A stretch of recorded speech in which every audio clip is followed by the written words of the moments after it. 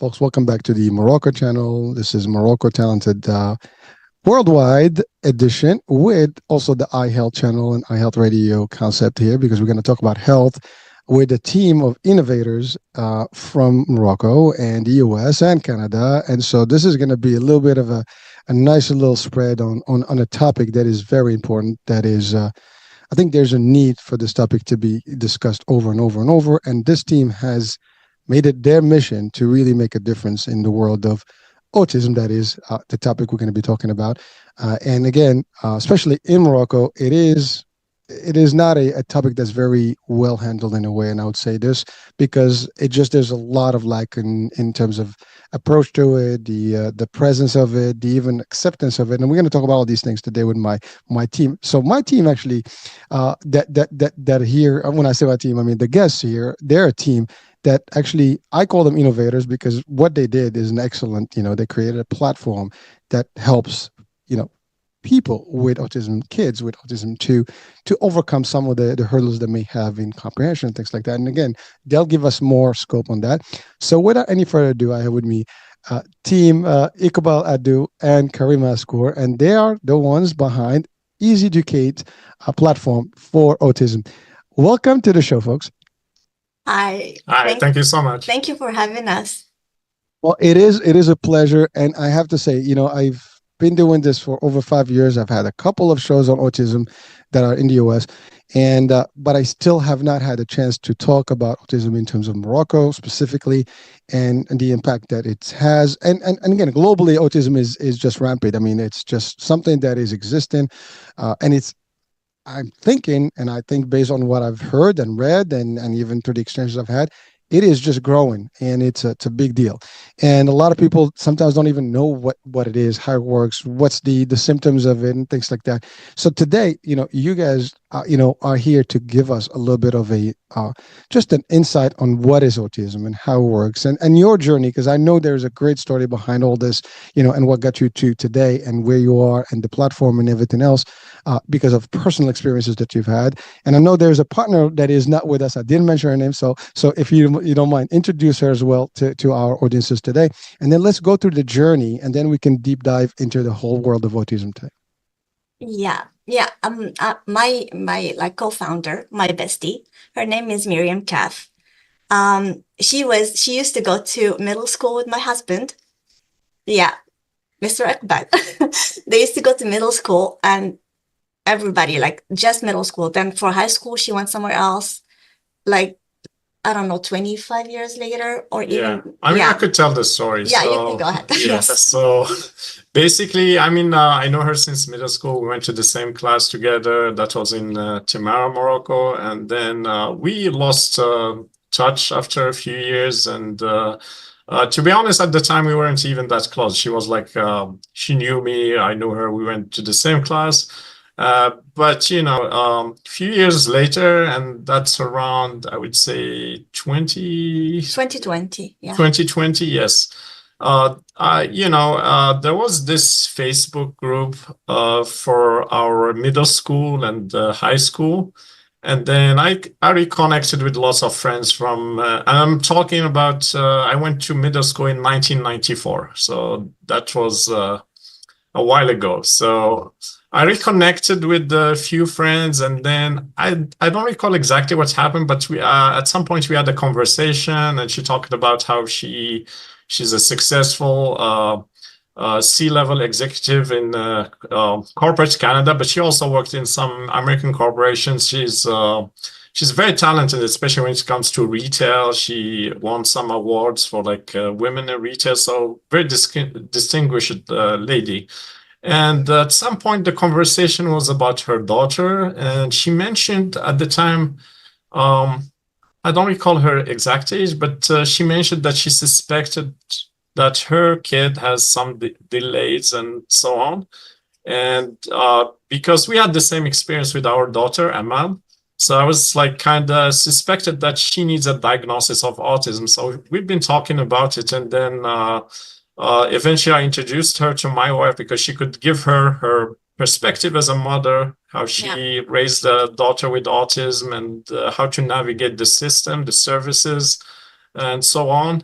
And that's how, at some point, when AI, in 2022, you could see all these advances in AI.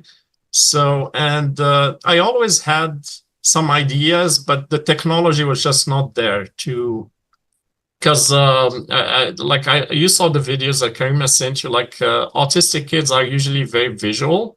So it helps them if you could use visual aids to teach them math and whatnot.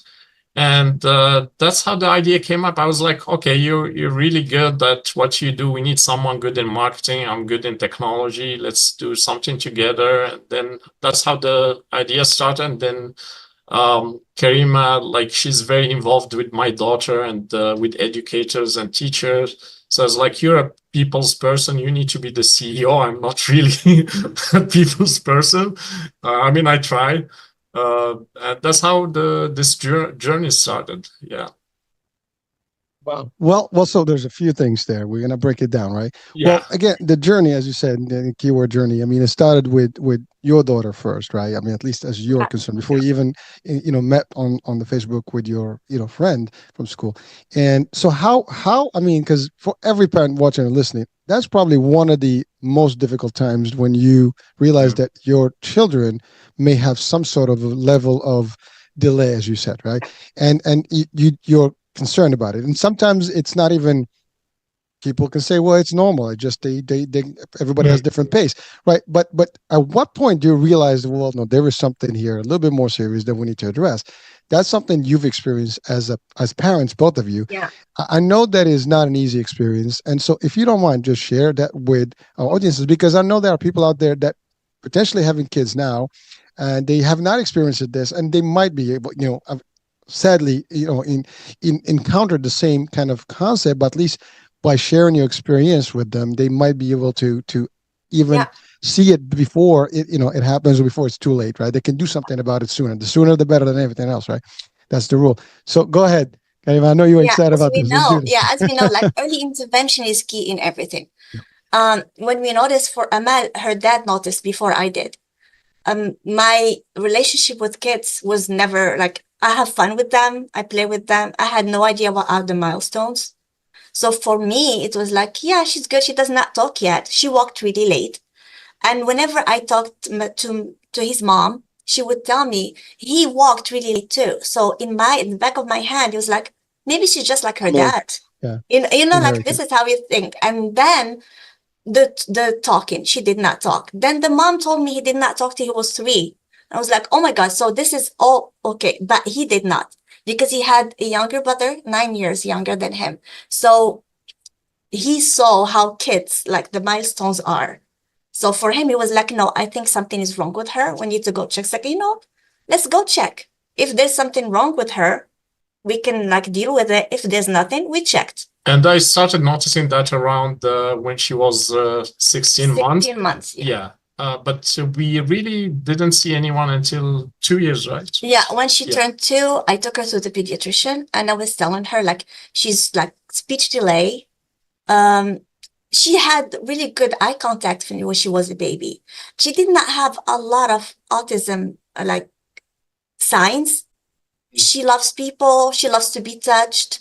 She loves hugs. She's super people person. She's always smiling. She's a happy kid. She doesn't mind sound. She doesn't mind light. 4th of July, we used to live in Tampa, Florida. In 4th of July, and the fireworks, and she's sleeping and snoring. Nothing, she was okay with that. She slept all night when she was a baby. She did not give me any hard time. As a baby, she was the perfect baby ever. So it was it's confusing. She was never how do we say that? The book, the science in the books that says she's autistic. There was nothing apart from speaking, and that's just speech delay. But there were some signs, for example, not pointing to objects. So that's a telltale sign of autism. There was some other stuff, But what we realized while, obviously as parents, we were really worried about that period. So we started reading about autism, and what we discovered and what people and parents need to know, that it's a spectrum. So you might have no two autistic kids are the same. Yeah. And actually autistic is not the best term, but usually the preferred way to say it is in the autism spectrum. So there are differences. There are high functioning, low functioning. They could have different type of disabilities or abilities too. So it's a very wide spectrum, but there are some commonalities, like struggle with social interactions, struggle with some, especially language for some of them, and so on. But yeah, we had to navigate also the system, like the school system, the insurance system. And it was a very stressful time, but at the same time, we learned lots of things. We learned also our rights as US citizens, and there are like things that we didn't know about before, like the American with Disabilities Act, IEPs, and then program, school program, pediatrician, all these things. It was a very good learning experience. Yeah, it was. Well, so just quickly, I want to touch on a few things. I mean, you mentioned a couple of things that are key elements that you've discovered, or at least noticed. But for the average person, these would be, as you said, signs that could be just normal because, first of all, as you said, Iqbal, you said pointing, for example, is not there.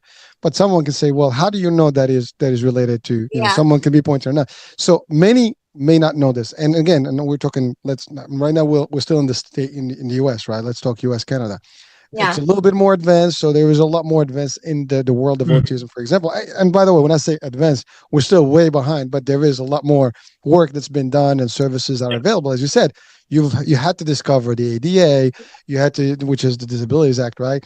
You've discovered the IEP programs, from schools, and how they can help you progress slowly at your own pace in a different setting. These are things that that are available here. Were not available a long time ago. No, they're not. But they are getting better. They're not even available in Canada. Not even here.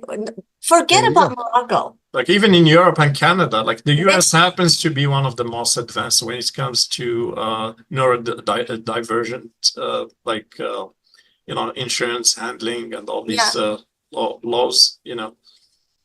Well, so just a couple of things. Now, when you talked about your daughter, right, and you started noticing that, I mean, the first reaction, as you said, was, well, let me talk to the grandparents, right? This is the first thing we do, You did that, the first thing, which is tradition for us, right? Like, hey, or you go to friends, like, you notice something, like, or everybody's got an opinion, right? What's wrong? What's going on? I don't see this or the other.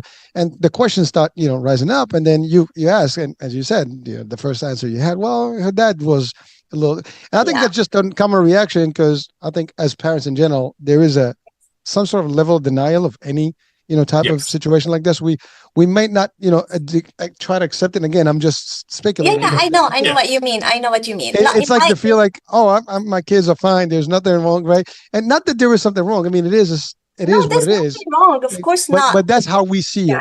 It's ignorance more than denial sometimes. In my case, it was ignorance. I did not know anything about it.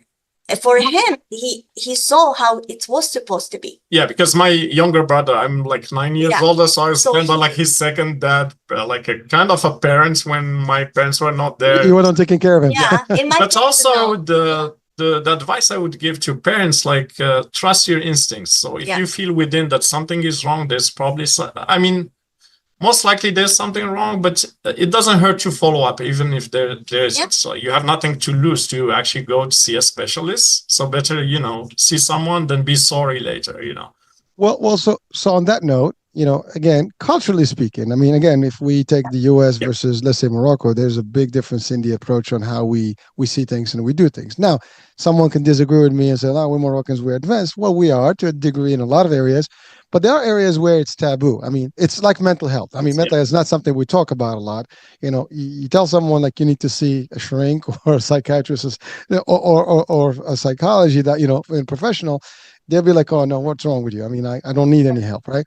And same thing here. A lot of people may have that not only they don't have the access, but they don't even want to say or share that information, like, hey, my kid is having this difficulty or the other difficulty. And that could be about anything, not just autism. But I think that is something that we have as just part of our culture. We try to keep it within, we try to handle it ourselves. And sometimes, we tend to ask people that may not even have the answers themselves, that we just we're fishing for something to just satisfy our curiosity in a way, but we're not getting the results. And I love what you said, that the US is way advanced. Now, by the way, I mean, there's other countries. I think Japan is a different world on its own. I mean, they do different things. So different places have different advances, if you want to call it, in terms of this world.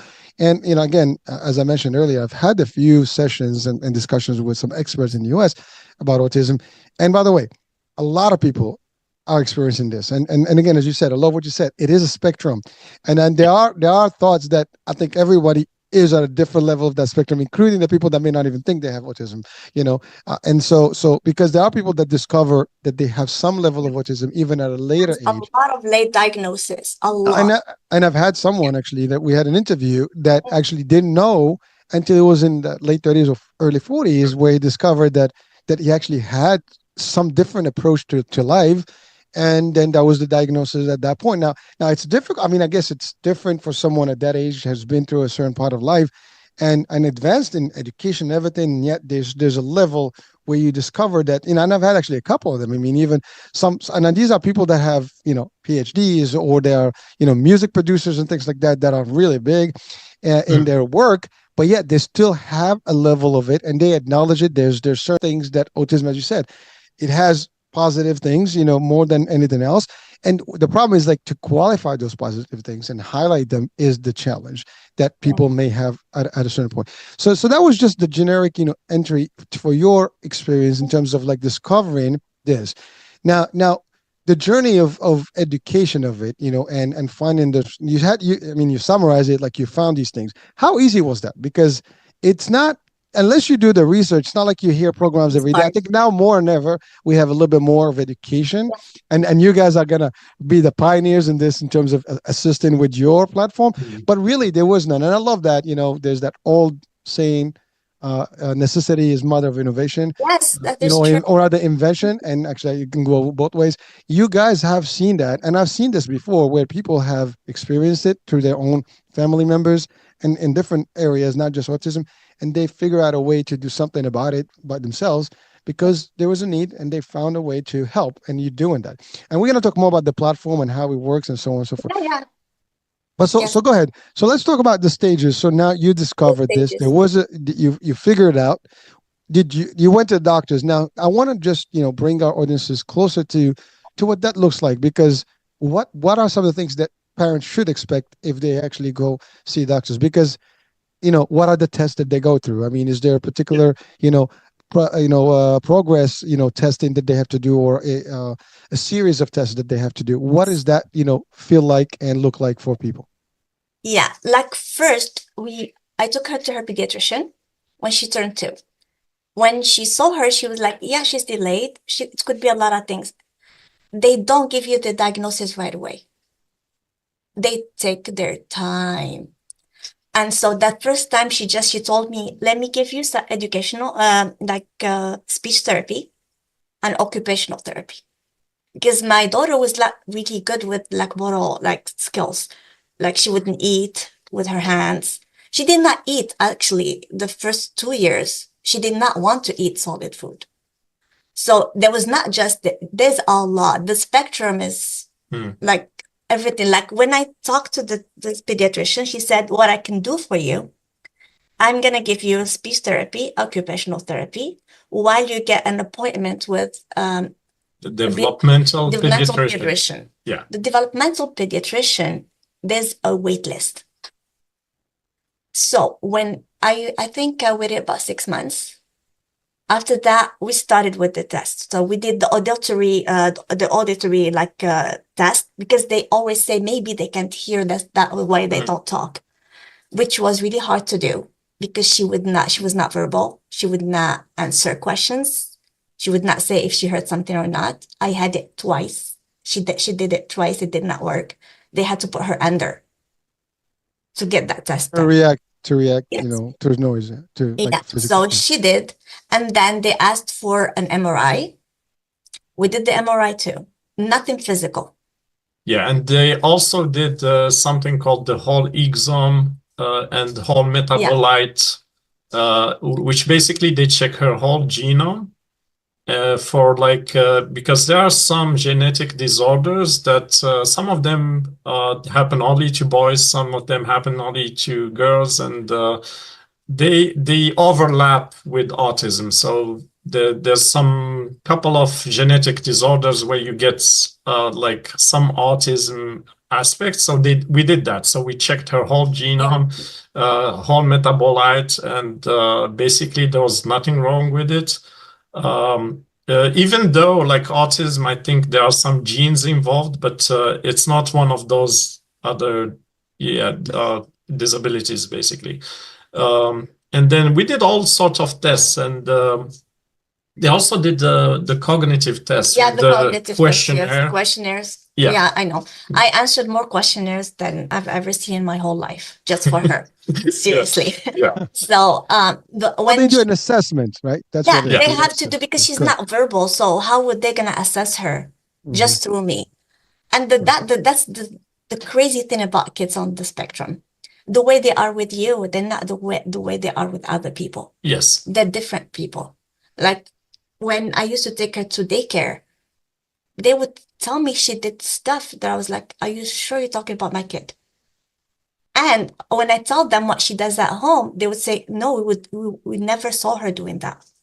It's like she makes everybody a liar. So it's like they're looking for their anchor. They're not anchored yet. So it was really hard the first years. So like first thing you do here in the US, you go to early intervention. It's with the state. Early intervention, they give you about 2 hours of speech for free a week. They do, if she needed physical therapy, she did not need anything. So other than that, then it goes to the insurance world, which is crazy. Oh, yeah. Her pediatric. Well, I'm laughing because that's why I'm worried at work, the insurance space. Yeah, I we know could talk about that. I was gonna say it's your fault. No. Well, we fight. Trust me, but there's powers behind. So we had like on her when she got the diagnosis, the doctor was nice enough. She gave her autism spectrum. She gave her anxiety because she could not get away from me. Like she was so. I did not she has separation anxiety. She was always stuck to her mom. I did not get rid of her until she turned 10. So count it. Yeah. Yes. So yeah, it's a lot. It's a lot. Yes, I know. But she's cute, so it's okay. She's fine. So they had after like she gave her that one, and she gave her another thing which ADHD. No, ADHD until she turned 5. Then she was diagnosed ADHD. No, she gave her another diagnosis which she doesn't even think she has it. But the doctor was nice enough. She was like, just in case, if she grows up and she has it, insurance has to cover. Because insurance doesn't cover if they are late diagnosis for that. So that was my first interaction with the other world. Like you're not just worried about the kid, you're worried about finances. You're worried about what to do for your kid. So while I was doing after the third year, she grows out of the system. So then they send you to the public school. For pre-K. For public school, this is when the IEP comes. They have an IEP. What does it stand for? Individualized educational plan. Yeah. Yeah. So they do the IEP. That was let me go back. Mm-hmm. Yes. The first year, like when she was diagnosed, like the first year, it cost us about $10,000 out of pocket with the insurance covering. Yes. For what? For therapies. The school? Yeah, so there are 3.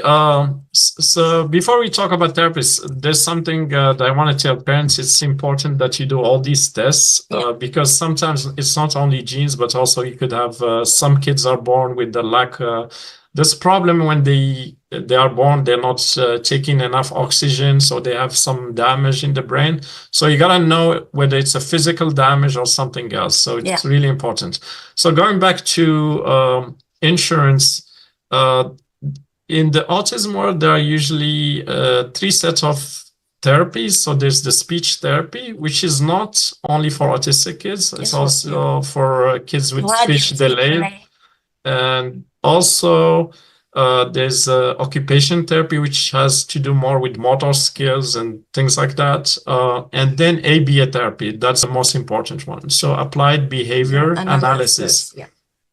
What it is, obviously, it's basically you set up goals for the child, and you set up a program to achieve those goals. And they could be stuff like simple, like one goal is probably, I'm gonna teach the kid how to wash his face or brush his teeth or whatever. And they keep repeating the process and observe what needs to be adjusted. So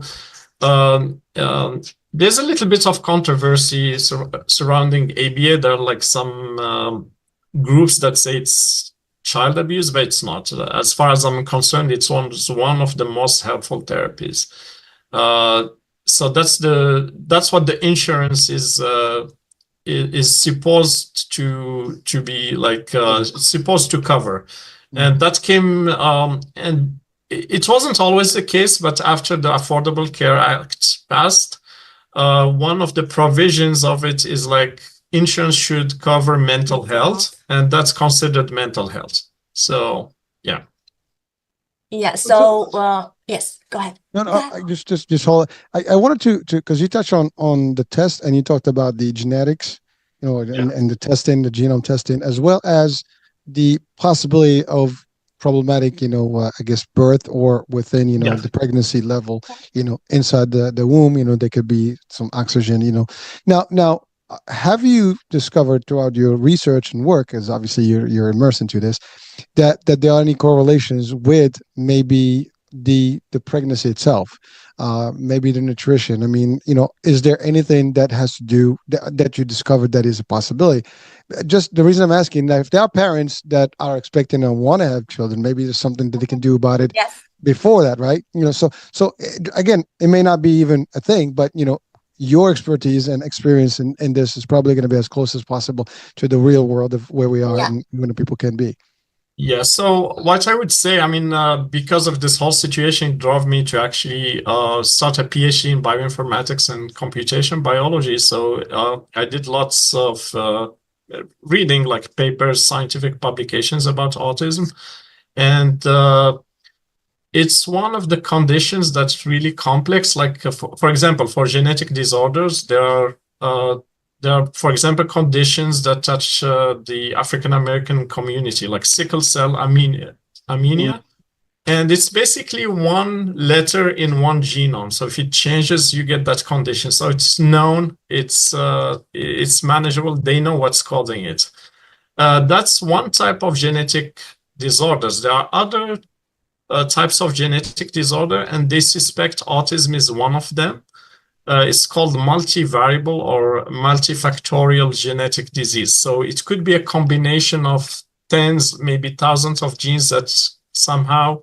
So every year they discover association, like this gene increased the risk of this and that. And there's also environmental factors, like, for example, if you're not leading a healthy lifestyle, for example, alcohol during pregnancy.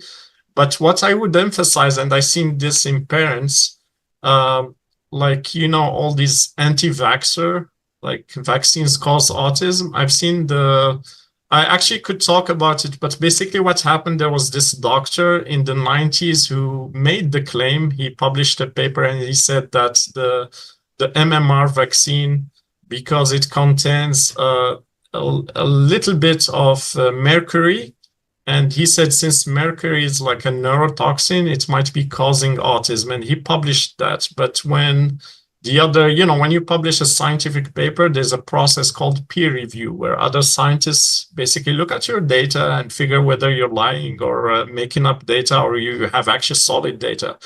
And they found out that his claims were not solid and he had to retract, but the damage was already done because then celebrities pick up.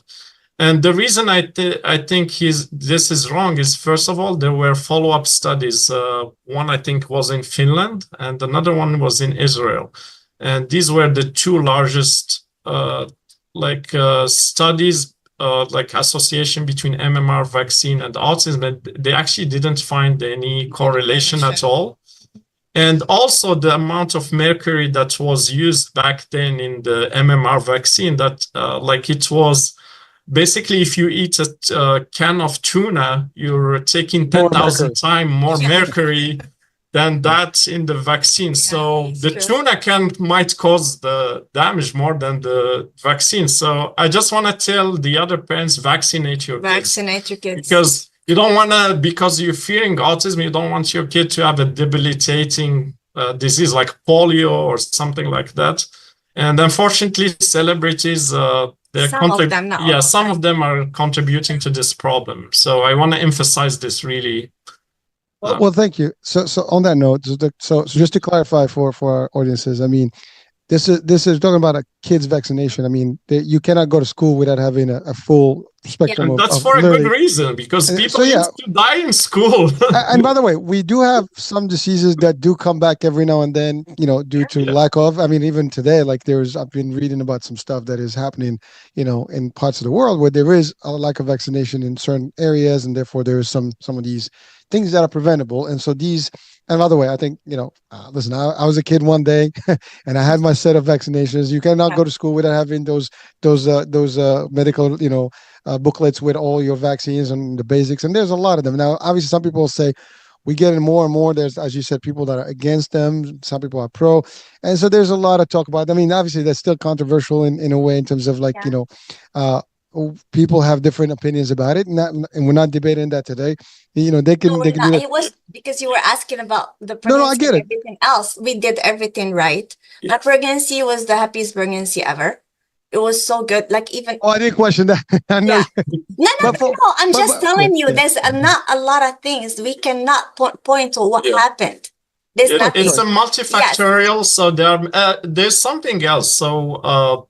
People think that the autism is on the rise, but there was actually, if you look at the literature, there have been reported cases since antiquity, like Roman doctors described things like that.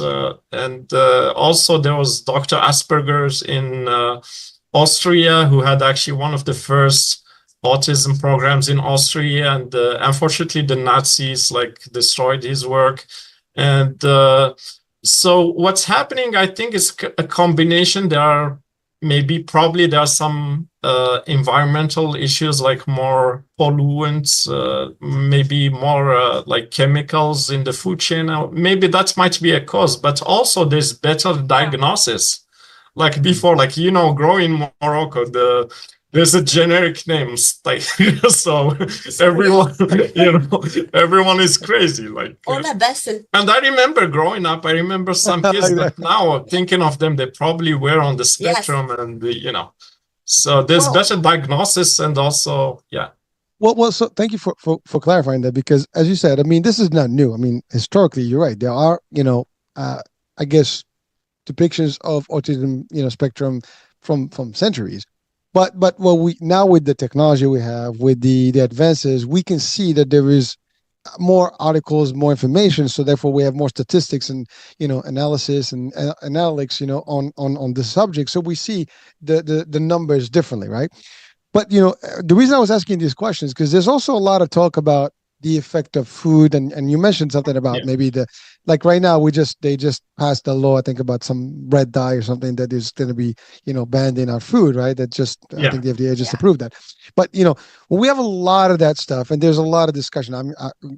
We are the High Health channel, but we also have the nutrition channel, so we do a lot of look at this stuff, and there's a big discussion, and there are some thoughts that may link the abundance of all these chemicals in our food supply, whether through the pesticides and things like that. There's an impact in what we take in, and certainly how it affects our children, and even children that are born and good, they may not have been even in the spectrum, there is a tendency that as they progress and eat all the food that may not be as nutritious and or clean in a way, there is a potential for them to maybe get into a spectrum. Because that's the other question that I have is this something that you're starting with, or is it something they can pick up on the way?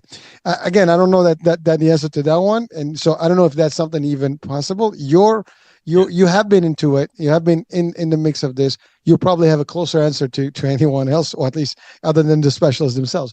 What do you think about that? Yeah, I would think. I mean, my advice is you try to hold like a healthy lifestyle as much as you can. But there are no guarantees. There's this village in Greece where everyone lives up to 110 years and they all smoke, So we have those. Yeah, so try to do your best. The food, the human body is very resilient. We have all these DNA repair mechanism, all these things going on that protect us from chemicals, UV. You try to do your best. And there's some things obviously that you need to avoid. But that's why I brought up the vaccination. Like people talk about like a minute levels of mercury in an older version of the vaccine, then they go eat a McDonald's, and then well, that's that we have that even like let me have a Diet I crave Coke. junk food occasionally, and I'm struggling also with pre-diabetes and some other thing, but it's we try to do our best. But the good news now that we're at a time where there's the technology like AI in biology is able to figure more things, and every year there are more discoveries about genes, so I'm pretty optimistic. Plus, I think autism is not always a disability. It's really a different way of seeing the world. So it's only a problem because the majority see the world in a certain way. Yes. If you talk, for example, to my daughter, she's straightforward, like a straight shooter. She would talk to you. She's very frank, like... But yes, we as a society would try to hide our feelings, She does not. Yeah, so they have a different way of seeing the world. Yeah. Well, I love what you said there, because I think we need to just highlight that, specifically, because what is normal? I mean, there is no, I mean, we always have a set of things that we think is normal, but what is normal? And everybody's got their own normal in a way, right? I mean, and this is, and the funny thing is that expression has been used a lot more recently after the pandemic, the new normal, right? And so for everybody, their normal is different. And so what's normal for you may not be exactly for me. Now we have some guidelines, if you want to call it, as to how the behavior is supposed to be. But you're right, like, someone who's frank, straight up. I mean, they tell it as it is. And that's all there is. You like it or not, too bad. And for her, she's the normal. We are the abnormal. That's right. This is what it should be, actually. So no, I would love to live in her world. I would love to. She's happy. You don't hide it. There's nothing to hide. You're straight. You're clear. Yeah. I always ask her, can I go with you? And she would say no. Can you take me with you? And she said no. Yeah, because they have it feels like they live in two worlds, theirs and with other people. And this is why they go back to their world a lot when they're anxious about us, because we are messy and they're not. They go. So for her, she lives like what I say, but to say to the parents, it's a you problem, not their problem. For them, the kid is amazing. He's good. She's good. They're fine. We have the problem, not them. So all you have to do is help them to breach, like to come to our world a little bit. That's it. And you need just to show them the way. They're so smart. They're so empathetic. Like there's a lot of stereotypes about autistic kids. They would say, oh, they don't care. No, they care. Or they lack empathy. Oh, they lack empathy. They do, but they don't know how to express themselves. Like they have everything we have. The only problem they have is expression.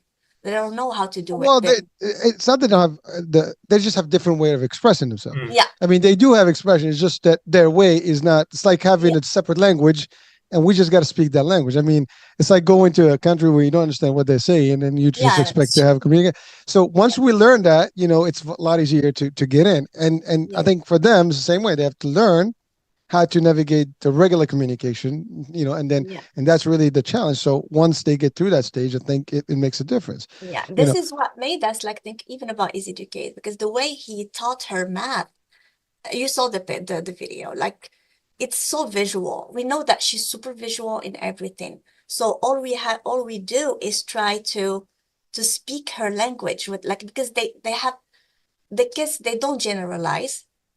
Everything is so for them. We need to, everything is like one way for them. If you tell them this is blue, that's the only thing that's blue. Blue is not a color. The thing is blue. And you say, that's blue. So, no, it's not, because it's not the blue you showed me before. So when you talk to them, they don't get it, but they're visual. If you show them, they'll get it. no, This is why we did everything. We visualized everything for the kids. Like even for today, that's something new. Like today, for her first, like her pediatrician center, like the, what is it called? Screening? The screening, the depression screening. So how would you tell her like to read it and the questions like we do? She's not going to understand it. We have a feature in our platform that what it does, normally we are using it for the curriculum. They adapt the curriculum to the kid. I used the chat and I adapted the questions for her. When I gave all the information about her, the same like questions, it was written in another way with visuals. translated. So it's like translation, yes. I And know. she answered everything. And it was so easy for her because when I tried in the car to start asking her, she was all over the place. And they don't say, I don't understand. They guess. They pass all their life, it's just guessing things and giving you whatever you want to hear just to leave them alone. So this is why, like, we're working on, we're trying to visualize everything for the kids. Like for her, like that thing they had it when she transitioned from pre-K, like in the private sector, where she had her ABA therapist go with her. She was going to school with the therapist. She did twice a week at home and 3 days at school. But when she turned 3, I had to go to the public school. So I went to see how it is in there. I asked, could I bring my ABA therapist with her because she's used to her? They said, no, we have everything here. When I went there, there was everything with visuals, but they're static. Like, just if you want to go to the bathroom, you go and you do like this on the bathroom thing. It was not, the kid, it's like a robot. Yeah, I did not like it. And I saw that and I was like, no, thank you. I kept her, even if I had the IEP, because I had to have it. Because whenever we moved, I had to use it in here. Because, like, again, ABA therapy, there's a line to get yourself, like, a schedule, like, to get an appointment, to get somebody to see your kid. It takes months, sometimes years. Yeah, and it depends also on states. Some states are better than others. Some have more funding, so there are some regional differences too. So, like, she stayed in her private school, but when we moved to Virginia, we had to take her to the public school. So in the public school, I need parents to know that they have rights, because I did not know that. I was lucky enough because I'm friendly and I talk to everybody. I found a lot of people who helped me all the way. So they put them in one class. It's called autism class. You know, the autism is a spectrum. So they would put somebody who's high functioning with somebody who's not, like, I'm sorry to say, they were still in their diapers. So the kid, when you put them in also there, physically disabled, people on the wheelchair. No, not even the physically disabled is okay. They cannot do it. But these kids, they're not physically disabled. They're just super delayed. So the kid regresses. My friend Meriyem, like our co-founder, her daughter went to therapy, just not in the classroom. And there was, when she did the ABA therapy. Canada is another whole problem. Like, we're not even talking about that today because it's going to take like 7 or 100 episodes just to talk about the situation in Canada. You can't even get an appointment, in general. I know. Yeah. So she went to the ABA and she came home. The girl, she runs. She started crawling again. Why are you doing that? Because she saw the other kid was crawling. So she crawls again. And my daughter, when she started here, like the first 5 months, I saw a lot of regression and she was doing a lot better. So I talked to the teacher and I was like, yes. And she said, you know what? I'm gonna tell you this, but I'm not supposed to.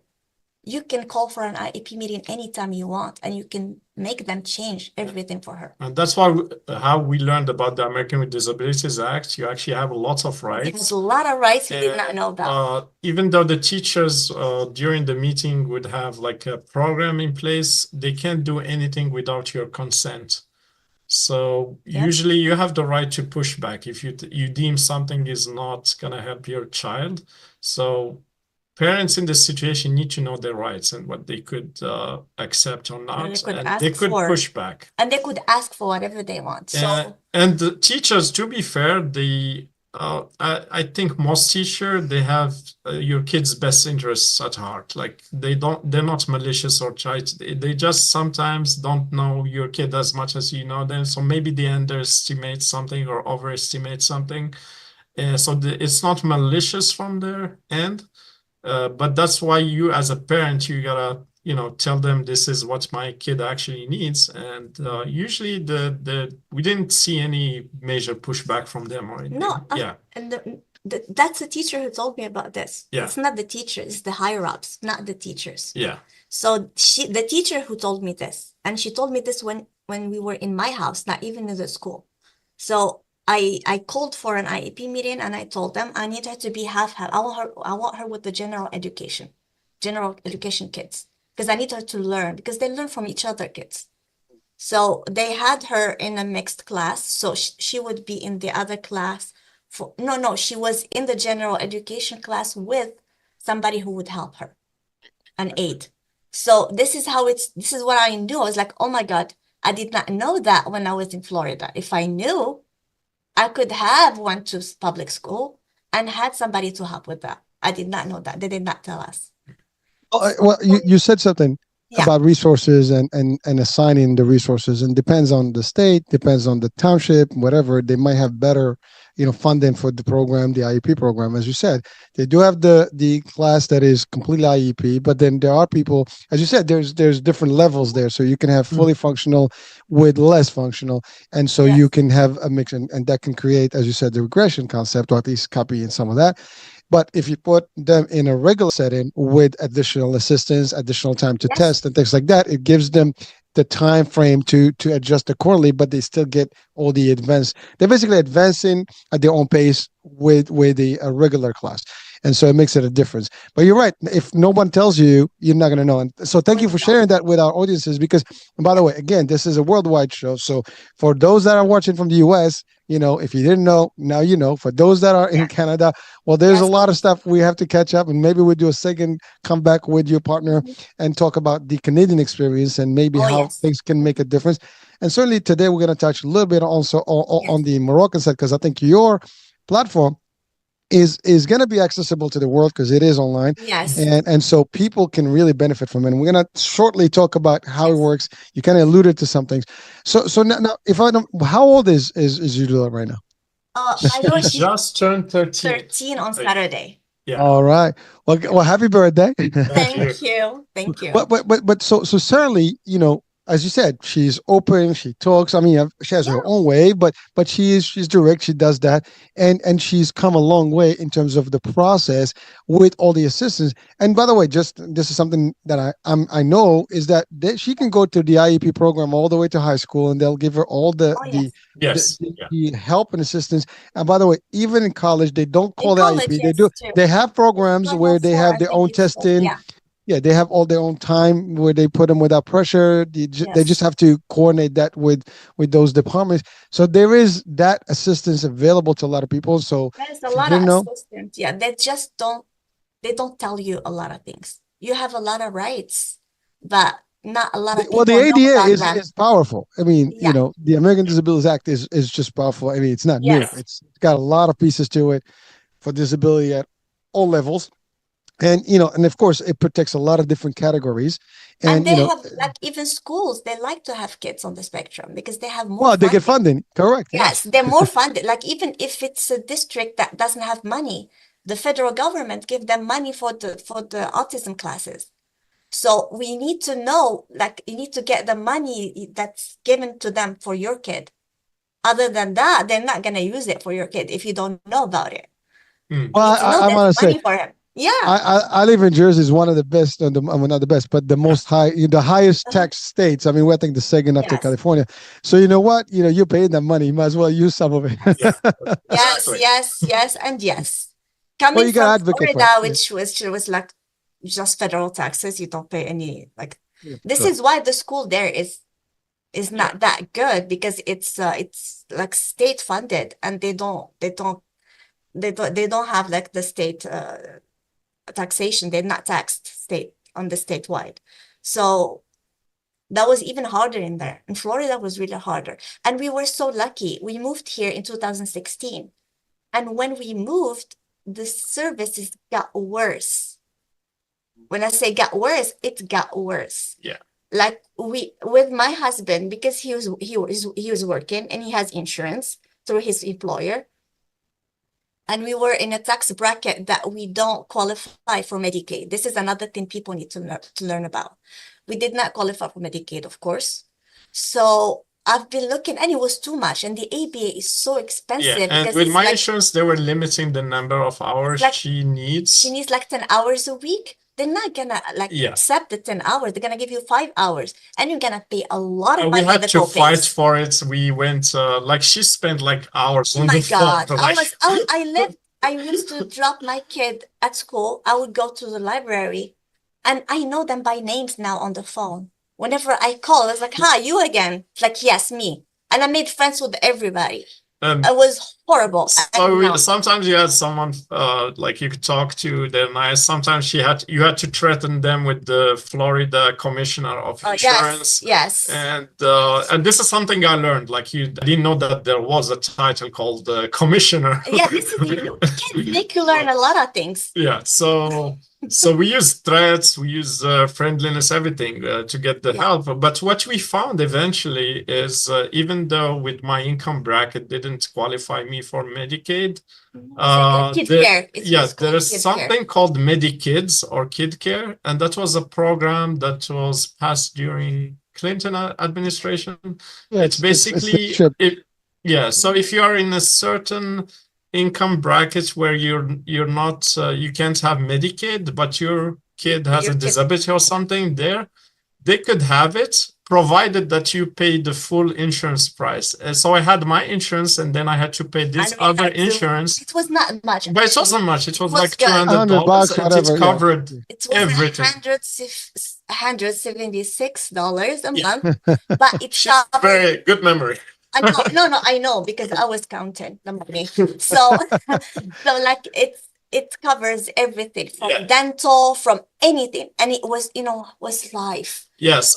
So some other families with lower income, they usually, some of them pay like $20, some of them pay nothing. They pay nothing. Yes, but I had to pay the full price, which was actually quite affordable, to be honest. It was so affordable, not quite, because less than 2 times. When we were still paying it out of pocket, every half an hour for speech therapy, we would pay $60, $60. And she has it twice a week. So we have $120 a week. So now we're paying $175 for the whole thing. And we go and come. And even with the ABA, they covered everything. I did not have to pay a dime. That was the dream, especially after the year we had before. I was like, seriously? And I remember I used to take her to speech, and I would wait in the waiting room. And I see people come and go, and they don't go and pay like I do. And I was always like, okay, why? How is that possible? What's happening in here? Then I knew when I came back the next year and I went and came out, I did not pay anything. Life. Well, it's just, I mean, I've worked actually in that program. I mean, that's national. I mean, the CHIP programs, every state runs them differently, but they're the same. Yeah. So I was doing that since '93, and a lot of people in New York, CHIP programs, And but you're right. I mean, even and I call it like a commercial, program, because technically, Yeah. it's based on the income, there's a premium that you pay, but it's not a lot, but it covers everything. And yeah, you're right. There's free there. Well, not there's nothing free. We don't call it free. No, it's No not. The cost. insurance pays Yeah, for it. exactly. No So cost to it, free for to you me. as Yeah. exactly no cost to you. But also there is different level, as you said, tier one, two, Mhm. three, whatever. But even at the max, you can have multiple kids and only cap a certain rate with it, and Yes. Yeah. that's it. So it's Yeah. pretty cool programs. And believe me, I mean, actually, we did a show about it. Like one of our Moroccan As friends, you she should Oh, does it. have. Thank you so much. We did Because a that. lot We of did. people don't know. Yes. Yeah, we did this like literally during COVID time. It's even better. Yeah, we did. People Well, were tuned. Yes. but you know what it is, as you said. So Medicaid is unfortunately it's available, but it's very limited. In terms Limited. of their income levels. I mean, you practically have to make almost nothing to be qualified. Now there are tricks Yes. around it, and we actually did shows about that too, like how to How to, get how to qualify for Medicaid, differently mm, based on yeah. assets and things like that. So there's a lot of ways to navigate. But you're right. If you don't do the education or look for Mhm. things and search, or at least listen to Yeah. discussions like this, you may not know. So the more we do of this, the more, I mean, we educate, and you Yeah, do, I know. I and know. you That easy was the educate. idea. That was the idea. I remember when ChatGPT started, like even last year when they started the GPTs, Hmm. I did my own GPT called I did not finish it yet. confused Confused parents. parents. Yeah. Well, I started, but I stopped, I think, at number and letter C. So just Colorado, I think. I told them everything, what to do, where to go. So I went state by state. If you are in this state, this is where you can get early intervention, and this is how you can get the help with the IEP. Because in the IEP, something else that people need to know, you have the right to bring an advocate with you. It could be anybody. So you could even have a teacher with you from another school, but she's going to be your advocate in there. So you have the right to bring people with you. If you don't understand, you get somebody who does understand. So that was something I wanted to add in there to help people. But I stopped at letter D, and we had a lot of work on our platform. And I was like, you know what? Let's do this one now. Yeah. Let's circle back to the other one later. Oh, so well, first of all, just on that note, you're right. I mean, the that actually ChatGPT 4 now. I mean, if you ask that question, it'll give you 50 states with every Yeah. county and everything. You can get even a spreadsheet or a code that you can actually use in the Yes. Python, and Mhm. and have your own presentation about all that and give it to. I mean, I love that thing. It's like my best friend. We hang Yeah, out I every day. know. But yeah, so that I mean, you have to love. I mean, AI is gonna really make love. I mean, it depends A on how lot you of look at it. good. Yes, yes. There's a lot of good to it. Maybe it's going to impact a lot of areas, but there's a lot of talk about that. That's a whole different chapter and discussion. Yeah, But that so is now, true. let's talk about this. So you did Yeah, this of yeah, of love for your daughter, and yeah. really making a difference in her world, and giving her the accessibility to live in a life, that is Mhm. accessible to everything, communication and everything, in a very normalized way, if you want to call it that way. Yeah, Although, as we discovered, as we defined, that normal is just a question yeah, I know. mark, like Yes. who's what. We cannot discuss that. I mean, because Yeah, technically, everybody has their own way of looking in the world, and really that's what it is. Mm. And that's why we sometimes, I do things differently. You do things differently, yeah, that's and true. yeah, we might have some standardized stuff, even colors. I mean, it's funny. I joke about this with my friends, and I say, if we look at someone, I mean, how many times you hear someone like, oh, you see one thing, it's like, oh, I like that thing, and they're like, oh, that's ugly, and literally, Yeah, it's we look subjective. at I know. two of us are looking at the same thing, and just one of us sees it not really that exciting, and the other one sees, and that's really what it is. So we basically live in that world in a way, in just different aspect of it. But you did something beyond, because you wanted to put tools to Yeah. assist her in comprehension and Yes. education and stuff. And so you decided to do this. Now, not everybody, as I said, not Yeah. everybody has a problem and figures out a solution. And not only, see, because there's a big deal about creating something, inventing something, or putting something together. I think overall, people try to look at what's available, but Yes. there are times where there is nothing available, and you have to create something to fill that void, right? And that gap. You guys did that. Now, I don't know your background. I think you covered it well. You Yeah. covered a little bit about A you, little bit. but Yes. Karima, you didn't say anything Yes, about a little your bit. work. But the fact is, you were able to design a platform that is Yes. educational, specifically designed for people with some sort of level of autism spectrum. And by the way, as I saw the demo at the videos, it's pretty cool, and it is very easy to stuff. So why don't you share with us the design behind it and what it does as a platform, where it is available, and how can people access it? Yeah, okay. So you want me to talk about the platform? How Yeah, how like before I do that, I need to emphasize something first before we do anything.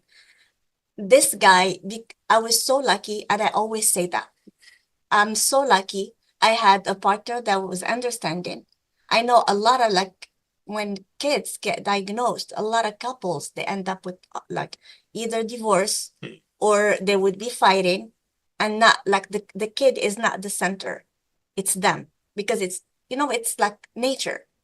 What would people say? What, it's your fault. Like with him we put her in the center of everything. We helped because he could make enough money for both of us. I gave up my career. I didn't have a career. My career was her.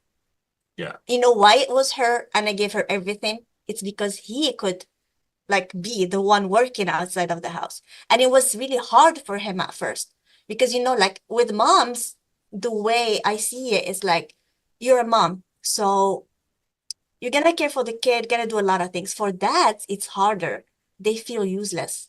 They don't know what to do or what to say. He started to be super involved with her when she started talking, and he started with the education thing. And I was lucky because he's so smart. So both of them. Thank you. Yeah, but just to give you, I mean, likewise, that's the same kind of feelings. Like I feel like I have a partner, not only a wife. We're in this together. And just to give you an idea, like she made a huge sacrifice for her career. Like literally at some point, she was driving 700 miles a week. Just I was a truck driver by the way. Yeah, because she would go like 20 miles to this therapy center, speech therapy, and then she would stay and then go to another therapy center. So at some point, it just adds up. I know we used to live in Orlando, and the traffic. Yeah, we moved from Tampa to Orlando, so it was like the traffic was crazy. So even like that, I'm just wanted to say, just for parents, when the kid gets diagnosed, just like mute everything around you, just the kid. And I tell him all the time, I don't think we could be this successful if we stayed back home. If we were in Morocco and we have a kid on the spectrum, then like the aunt, the dad, the mom, the neighbor, the butcher, everybody would be like giving their Everyone's got an opinion. Yeah, everybody would be talking. Everybody would be, oh, what are you talking about? She's fine. Give her time. Like, and even that, like, it's gonna be a lot of problems. We were lucky because it was just the two of us and her in the middle.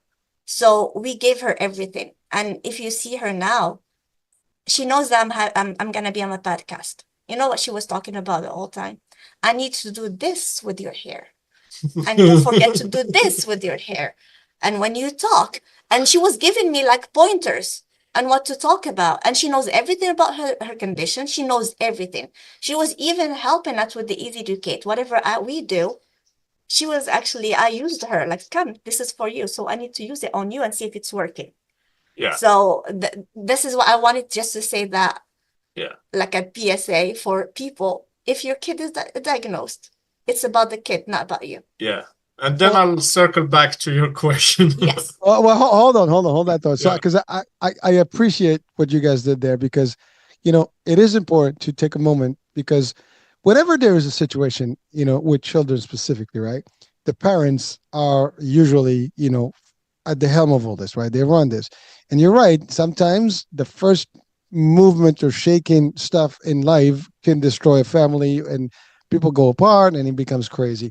And I love the concept that you introduced, the idea that it's not about you, it's about her, and putting her in the center and focusing on her and working as a team. And yes, there are sacrifices that need to be made. And that's and so culturally, sometimes people may not accept it that way. Maybe they see that it's your responsibility, it's my responsibility. When you are a couple, this is not a couple show or relationship show, but at the end of the day, it is what makes couples. Is that the idea is they're a unit. They're one or the other. It's like a yin and yang, one complements the other, and you work. And when you have a situation like this, And you're right. This happens in a lot of things, not just in the case of health. It can happen in finances. If something happens, boom. We've actually have shows about, we have actually a recurrent show called the Resilient Relationship Show. And it's about, marriages that make it years and years and years and how they make it through all the difficult times, right? And it's because there's some parts of it that goes there. So thank you for doing that, of being for your daughter and willingly, and yes, you give up your career path, but for a good reason. It's a sacrifice. And by the way, spoken like a woman, like a mother, because I think mothers. Listen, it's not a sacrifice. I have three women in my life: my mom, my wife, my daughter. And you know what? You're so lucky. But you, thank you. But it's funny. It is unique. My wife and I, we're a team. But yeah, you're right. We're different in a way we approach things. But moms are always going to do more, and they sacrifice, because they designed that way. And by the way, that's a plus. What? Because you don't see it as sacrifice. It's not a sacrifice. This is what you are supposed to be doing, actually. You're supposed to, but it is. You could be. I mean, we have elements of selfishness even in the parenting, right? Where people kids, can do myself, and I kind of concept, right? But we don't have that. And typically, a mom will do whatever it takes. By the way, dads too. So it's not taking away from the dads. But we do it differently. So my approach, you're right. You go in to break, the bread and butter, and you are taking a business home. Yes. And together we're making it work. Because you have to kind of shift the responsibilities and work together as again, teamwork, right? Makes the dream work. Yeah. And you did that. So again, I just wanted to highlight that because I think that's beautiful to hear. And I love the way you give credit to each other. If you see our daughter, anybody who knows us, they see she's progressing every time they see her. Oh my God, she speaks a lot better. Now she doesn't stop talking. And she was nonverbal until she turned 3. So it's not a waste. Don't get me wrong, I did not get it right the first time. I remember when she started the stimming thing, she would the rocking, the hand flapping. I was like, so I'm not embarrassed. I did not put a name on it. So when we are outside, I would ask her to stop, and then it went. I think about. So a couple months like that. And once I stopped and I was like, okay, does it hurt her? No. Is she happy? Yes. So you're doing it for you because it bothers you. Because socially it's not acceptable. So I had to look inwards. And you know what I started to do? I stim with her. Whenever she does it, I do it and we laugh. So that because I made it so easy and she stopped a lot of things. She was doing like this. Yeah. All the time. She stopped doing that. She still has the rocking thing. She still has it. And we do it with her sometimes. Her dad does it with her. Yeah. And you know what? Fun. It's fun. It's funny. Fun. It's funny you said that because for people, if I see you doing it with your child, I will understand that you're working with that. But if you are completely hey, stop that and do this, then you basically are almost claiming that is a wrong behavior. Not okay. Exactly. Yeah. So by you kind of working with her with it, publicly speaking, there's no embarrassment or nothing because people will understand that. I mean, they certainly can. I mean, now I get it. People judge for and not even outside. I'm talking inside the house. Not even outside. I would do it with her every time and everywhere. And I'm a little bit cuckoo, actually. That helps. I'm still a child inside. Yeah. I never grew up. So that helps too. And another thing I would tell all parents to do, never treat them as less than or poor. He cannot do this because he has this. If it's not a physical thing, a physical problem, he can do it, he will do it. I've never treated my kid as an autistic kid. I've always treated her like a kid. That's it. So suck it up, buttercup, all the time. And she knows that. Another bonus point for you. Yeah. but I appreciate it. I mean, again, listen, you're giving real advice that is not by book stuff. It's really by practice. Stuff that you've used that there's actually, has some merits, has, demonstrated results that are actually working, and they've made the difference in her life. And you're right. Yeah. Your child is your child, and that's all that matters. And listen, everybody wants to have the best every single thing about their kids, no matter how, what environment you come from, what country you have, what culture, what religion. We all want the best for our children, and we want to do the stuff. How we go about it, that may be a question mark for a lot of different, ways or reasons. Depends, like different ways. It doesn't matter. Do it your way. You don't have to do it the same way I did. But just Exactly. keep in mind that that kid is as normal as they come. They have the same things as the other kids. They have the same. They express themselves differently, but you I need said to language. It's a learn. language way. It's the way Yeah, yeah, you're it's a gonna different way. learn how. Like you're gonna learn how where they are happy. They're not gonna do the same thing as the other normal kids, or if we call them normal, the other kids. But Just still, the other like kids. just do it your way. I'm just saying, don't treat them less than. They're full people. They have everything.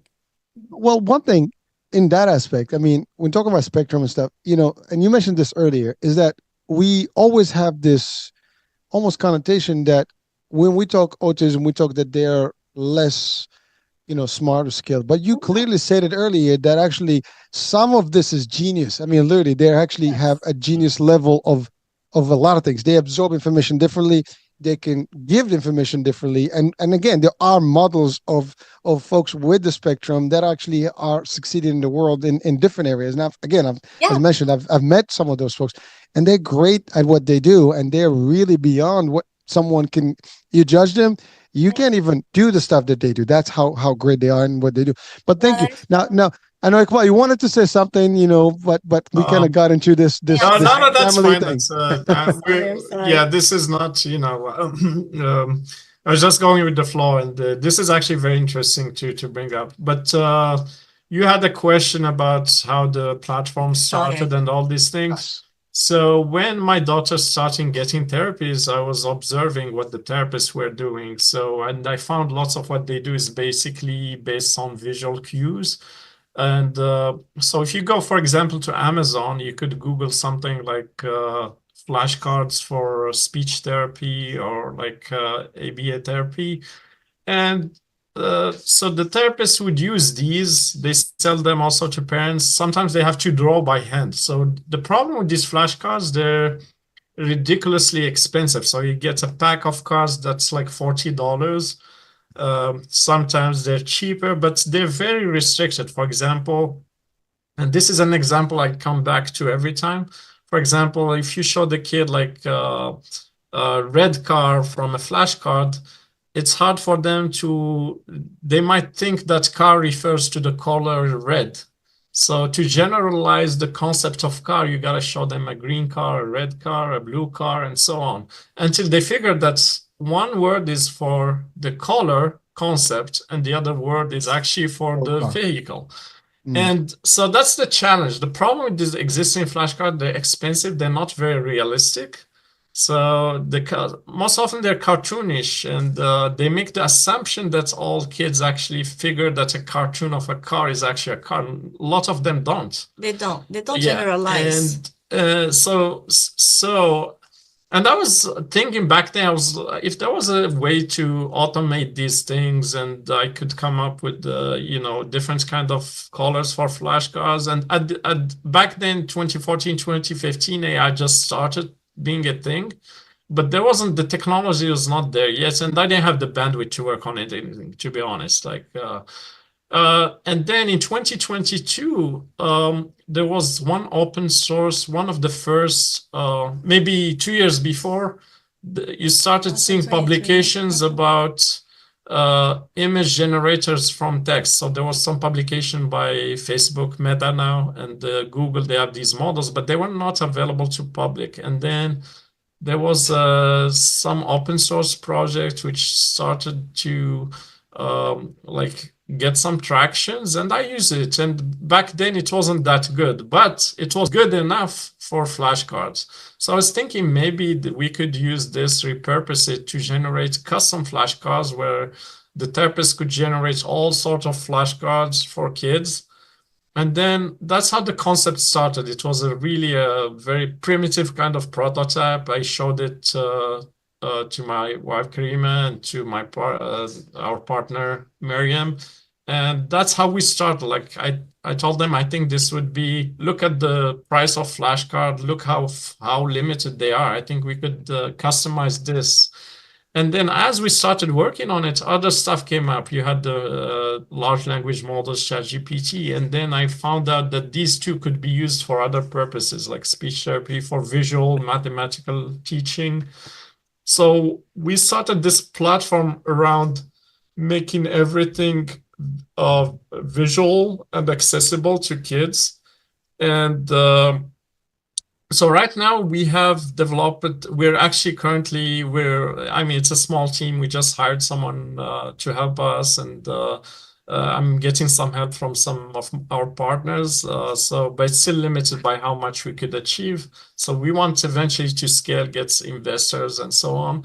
But we achieved lots of good things so far. So we've been able to get a pilot with one of the ABA therapy centers in here in Alexandria and one in Canada.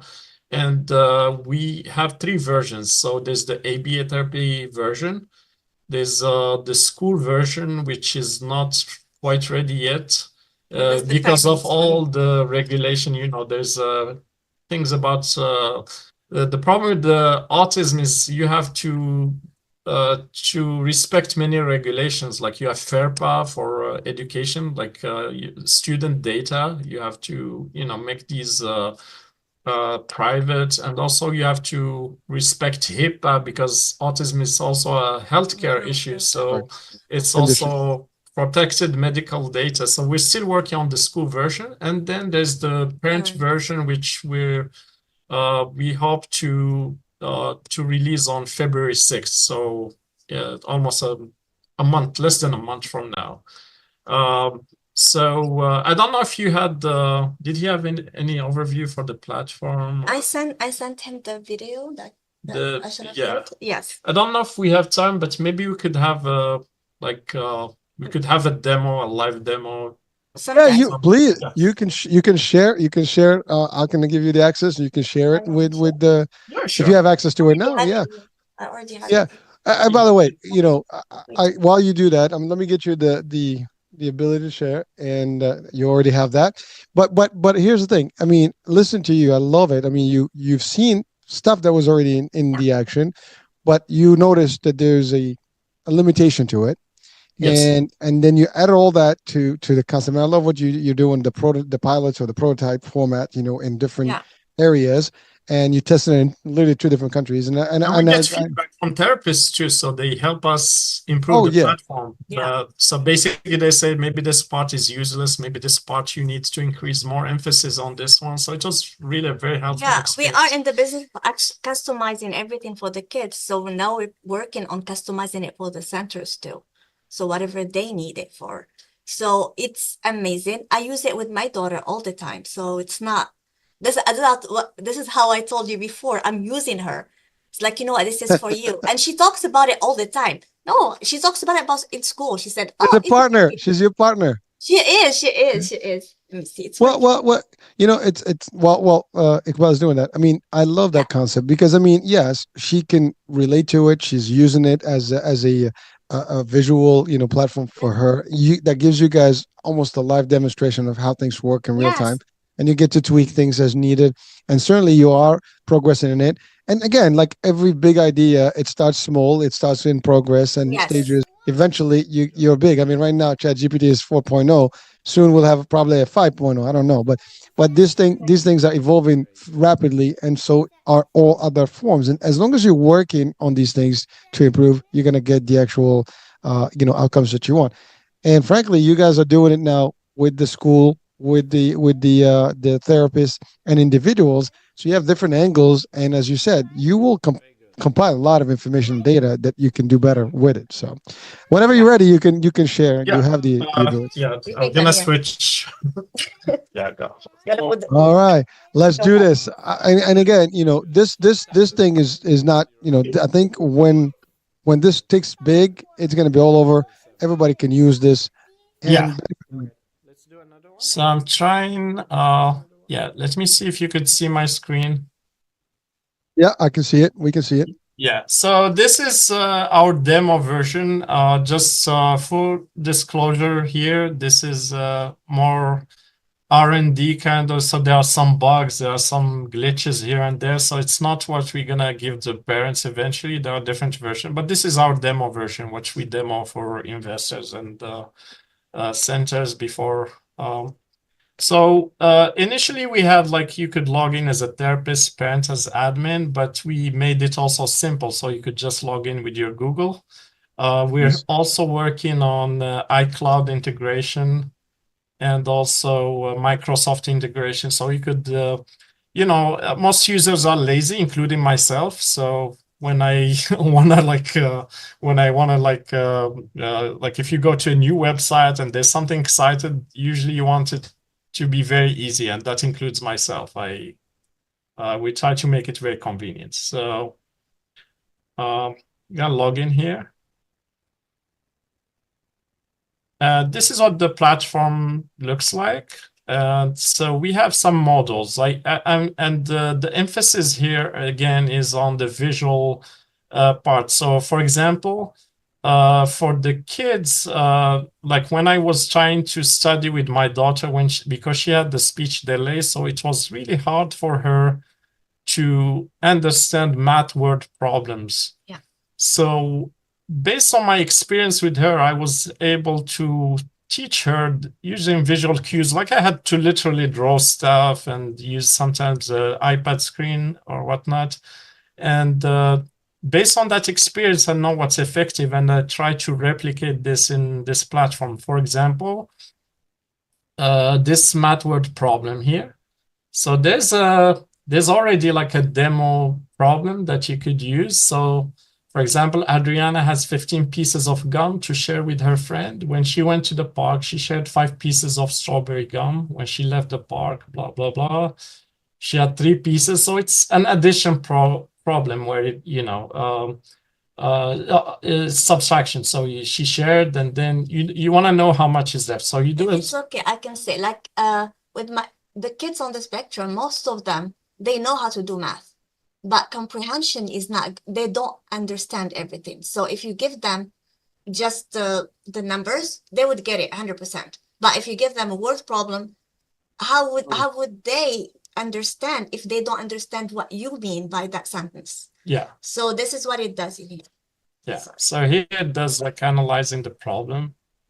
And basically, it breaks down the word problem into smaller pieces. So for example, here, and this is something I did with my daughter, so it works. Like this is, I tell her, try to figure first who's in the word problem. So it could be here, Adriana, she's a female, and it uses an emoji.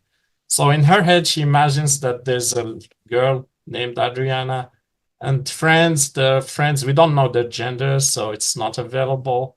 And then what are the objects in this word problem? You have gum, so you have 15 gums, and then with emojis. So they could literally visualize what we're talking about. And then strawberry gum, 5. And then it breaks it into smaller questions. The simplified explanation, Adriana has 15 pieces. She shared 5 pieces. And then you show them the math. So first they need to imagine all these things. And that's the problem in word problems. Like they get so confused. There are so many words, and using this method here, you break it into smaller concepts that they could digest. And then once you give them this visualization, it's easier to work with them on those. So that's one model. There's another model which, for example, the assisted reading. And here we have this word here, and I choose this word because this word is basically a word that's hard for me to pronounce. So I think that's hard for a lot of people. yeah. So I don't know how they chose, but yeah. Yeah. So what I do here, you put a word. For example, you could do a pronunciation practice. So you click on this. Say it. Procrastinate. And that I learned it from. We learned it from here, by the way. Now we say it. No, I'll give you one even better. Procrastination. Procrastinate. Okay. I love it. Yeah. So we can do pronunciation practice. It's gonna break it into what we call phonemes. So these are like, sorry. Do the sound. Yeah, let's do it again. I broke it here. Yeah. Procrastination. So it looks, you know, it breaks it into smaller phonemes, and then we do a highlight. Ah, nice. I don't know if you could hear the voice. I did.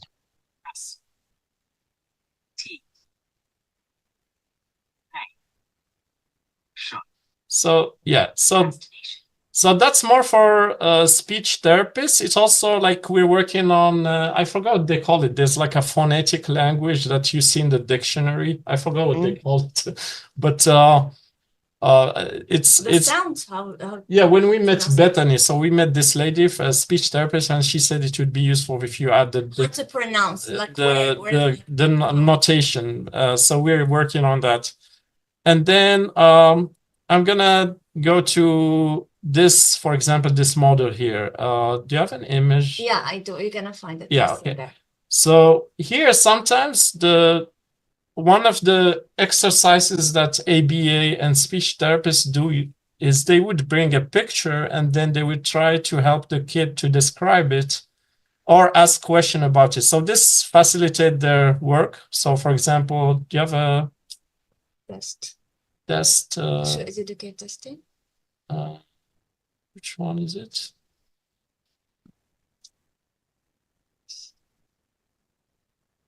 Evening, yeah, the picture. Yeah, you want one of the. Yeah, one of the pictures. Let's do this one. Okay, yeah.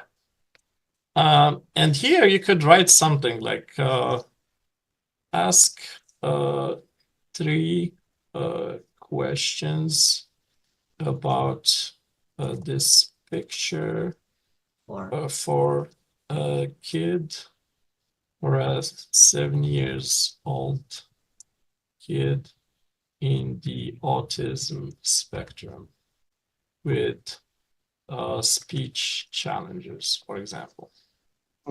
Challenge, challenge it. Okay, analyze. Okay.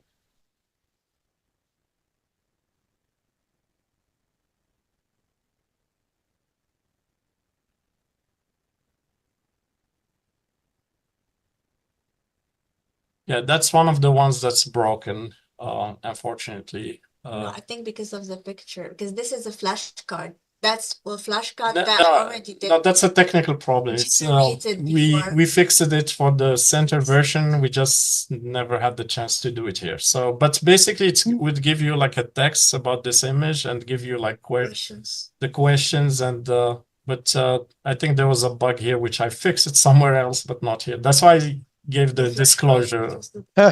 It's all good. Well, first of all, just looking at it, I mean, this is a super resource with different levels that you can give to parents, as you said, therapists, and kids will have the access to it and be able to practice and get closer to communicating in a different way or easier way. Yeah, and this one is actually one of our best features. It's basically can do anything, almost anything you could imagine. It has visuals, so it's like a ChatGPT on steroids, like because it can do also visual stuff. For example, create a lesson plan for the area of the circle and use visual aids. So I will click on this. Here we go. Yeah. And this is a lesson plan for the area of the circle. Then it explains the formula. And then you could print it, save it, but let's say let's say you didn't like something, you could follow up. Can you make the circle larger, older, and yellow? Okay. Yellow again. That reminds me of this song. Say yellow all the time. Yeah, we have this disagreement in colors. Okay.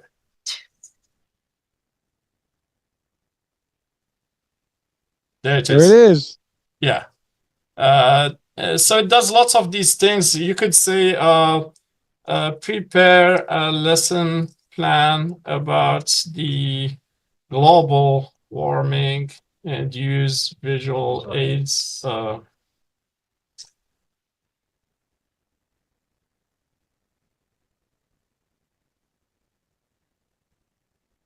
okay, I see what's happening. Because you asked it to remember. Yeah, I asked the context to remember. Yeah. So it kept the history. Okay, all I need. Just to make it short, why don't you show him just the flashcards? Yeah, no, that's fine.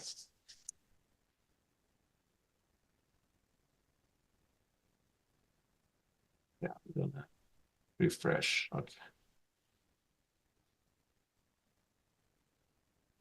And we use this with our daughter, everything here. For the math problems, my husband like taught her how to do multiplication with like making eggs. Yeah, I'm gonna show him. Actually, that was gonna be my. I'll cover you next. Yeah. Okay. Yeah.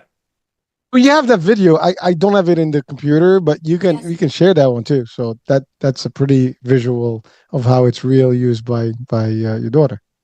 Yeah. So yeah, this creates like a lesson plan about like global warming, and it generates pictures. Like for example, this last part is about rising sea level. So it shows you like ice melting, and so it creates textual and also image content. So this helps also teachers to prepare, their material faster. And yeah, now back to autism. This is how I taught my daughter like multiplication, and I'm going to describe it here. I'm trying to teach at 4 years. Yeah, and that video you watched, she was 8 years old in there. Oh wow. Yeah, she was like, that was, I think at 8 she started to speak in full sentences. That was new. Yeah. It's exciting. Yeah, it was super exciting. Now she does not. You can stop talking. Circle, two circles, and inside each circle, 3 dots. Then ask the. So now he's gonna, like whatever he used to do with her just on the whiteboard, now he's gonna ask AI to do it for her. Try to generate. I love AI. It's gonna make a whole I don't know how we lived without it before. Oh, we had to do a lot of work. Yeah, I know. Now it makes it a lot easier. Okay. It makes life easier. Okay. Yeah, there we go. So this is literally, but I did it by hand. Like I drew like circles. And basically I would tell her to count like 2 times 3 is 2 eggs. And inside each eggs, there are like 3 dots. And then I tell her, count them 1, 2, 3, 4, 5, 6. So that way she understood the concept of multiplication. So, you could, this is very, very flexible. You could do many things with this tool. And then last part is the flashcards, right? Yeah, AI creativity tool. For example, here, I'm going to just generate one flashcard, but... Yeah, you tell us, what do you want to see? Like, let your imagination go wild. Flashcard? Yes, anything. Traveling to Morocco. Going to Morocco. There you go. Okay. Who is traveling to Morocco? It's fine. I think we Family traveling to Morocco. You are? Okay, so could do this. Like in this, I used it for my friend, our friends here. Okay, so that's the stereotype. So AI. Yeah. I love it. Yeah, but let me show you something more practical, which, for example, let's say, for example, my mind is in trouble right now. A violin. Amal, my daughter, you know what she did? Like now she learned idioms, and she wrote in it like, it's raining cats and dogs. And they made her like a girl walking with cats and dogs coming out of the sky. And she was so happy with that. She was laughing. So here I put like a red violin. It reminds me of a movie, but Comes. This picture is beautiful, actually. yeah. Yeah, okay. So Oh, now wow, you look at can that. also do generate sound.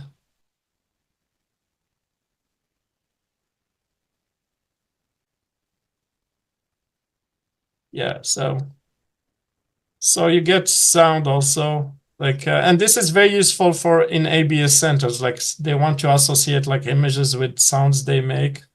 And It's good for animals, like how do they sound? Like, what did we use it yeah, this time?